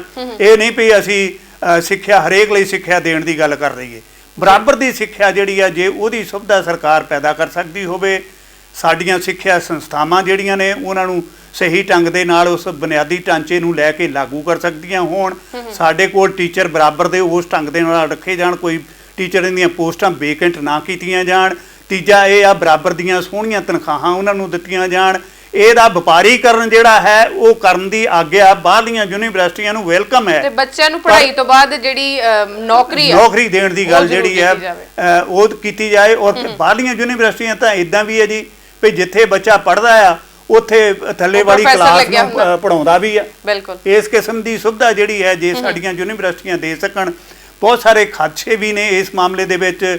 ਕਿਹਾ ਜਾ ਰਿਹਾ ਵੀ ਸਾਡੇ ਬਹੁਤ ਸਾਰੇ ਜਿਹੜੇ ਕਾਲਜ ਨੇ ਜਿਨ੍ਹਾਂ ਦੀ ਗਿਣਤੀ 3000 ਤੋਂ ਘੱਟ ਹੋਏਗੀ, ਉਹ ਬੰਦ ਕਰਨ ਦੀ ਗੱਲ ਵੀ ਜਿਹੜੀ ਆ ਉਹ ਵੀ ਕੀਤੀ ਜਾ ਰਹੀ ਆ। ਸਕੂਲ ਵੀ ਸੀਮਿਤ ਕਰਨ ਦੀ ਗੱਲ ਜਿਹੜੀ ਆ ਉਹ ਹੋ ਰਹੀ ਆ। ਪਤਾ ਨਹੀਂ ਇਹ ਗੱਲ ਬਾਰੇ ਹਾਲੇ ਖਾਦਸ਼ੇ ਹੀ ਨੇ, ਇਹਦੇ ਬਾਰੇ ਤਾਂ ਜਿਸ ਵੇਲੇ ਪੂਰੀ ਪੌਕਟ ਬਾਹਰ ਨੂੰ ਨਿਕਲੂਗੀ ਪੂਰੀ ਜਿਹੜੀ ਗੱਲ ਹੈ ਸਾਰੇ ਸਾਹਮਣੇ ਆਏਗੀ ਲਿਖਤੀ ਤੌਰ ਤੇ, ਫੇਰ ਹੀ ਸਾਨੂੰ ਪਤਾ ਲੱਗੇਗਾ। ਪਰ 32 ਸਾਲਾਂ ਬਾਅਦ ਜਿਹੜੀ ਸਿੱਖਿਆ ਨੀਤੀ ਸਾਡੇ ਸਾਹਮਣੇ ਆਈ ਆ, ਮੈਂ ਸਮਝਦਾ ਸਾਨੂੰ ਉਹਦਾ ਵੈਲਕਮ ਤਾਂ ਕਰਨਾ ਹੀ ਚਾਹੀਦਾ। ਇਸ ਗੱਲ ਲਈ ਵੈਲਕਮ ਕਰਨਾ ਚਾਹੀਦਾ ਵੀ ਕੁਝ ਤਾਂ ਨਵਾਂ ਆਇਆ, ਕੋਈ ਚੇਂਜ ਆ ਰਹੀ ਆ, ਪਰ ਇਹ ਚੇਂਜ ਸਿਰਫ ਚੇਂਜ ਖਾਤਰ ਹੀ ਨਾ ਹੋਵੇ, ਇਹ ਦਿਖਾਵੇ ਦੀ ਖਾਤਰ ਨਾ ਹੋਵੇ। ਇਹ ਅਸਲ ਮਾਇਨਿਆਂ ਦੇ ਵਿੱਚ ਇਸ ਨੂੰ ਲਾਗੂ ਕਰਨ ਲਈ ਲੋਕਾਂ ਦੇ ਹਿੱਤਾਂ ਦੀ ਪੂਰਤੀ ਦੀ ਖਾਤਰ ਲਾਗੂ ਕਰਨ ਦੀ ਗੱਲ ਹੋਵੇ ਜੀ। ਸਰ ਧੰਨਵਾਦ ਤੁਹਾਡਾ ਜੀ ਬਹੁਤ ਬਹੁਤ ਕਿ ਤੁਸੀਂ ਇੰਨੇ ਵਧੀਆ ਵਿਚਾਰ ਸਾਡੇ ਦਰਸ਼ਕਾਂ ਨਾਲ ਸਾਂਝੇ ਕੀਤੇ। ਤੁਸੀਂ ਸਮਾਂ ਕੱਢਿਆ ਸਾਡੇ ਨਾਲ, ਅੱਜ ਮੁੜ ਇੱਕ ਨਜ਼ਰ ਪ੍ਰੋਗਰਾਮ ਦੇ ਵਿੱਚ ਤੁਸੀਂ ਹਾਜ਼ਰ ਹੋਏ। ਸੋ ਅੱਜ ਦੇ ਲਈ ਇੰਨਾ ਹੀ। ਉਮੀਦ ਹੈ ਕਿ ਅੱਜ ਦੀ ਜਿਹੜੀ ਜਾਣਕਾਰੀ ਹੈ ਤੁਹਾਨੂੰ ਪਸੰਦ ਆਈ ਹੋਵੇਗੀ। ਅਗਲੇ ਹਫਤੇ ਇਸੇ ਦਿਨ ਇਸੇ ਸਮੇਂ ਮੁੜ ਇੱਕ ਨਵਾਂ ਵਿਸ਼ਾ ਲੈ ਕੇ ਹਾਜ਼ਰ ਹੋਵਾਂਗੇ। ਹੁਣ ਤੱਕ ਦੇ ਲਈ ਦਿਓ ਇਜਾਜ਼ਤ। ਦੋਵੇਂ ਹੱਥ ਜੋੜ ਕੇ ਪਿਆਰ ਭਰੀ ਸਤਿ ਸ਼੍ਰੀ ਅਕਾਲ।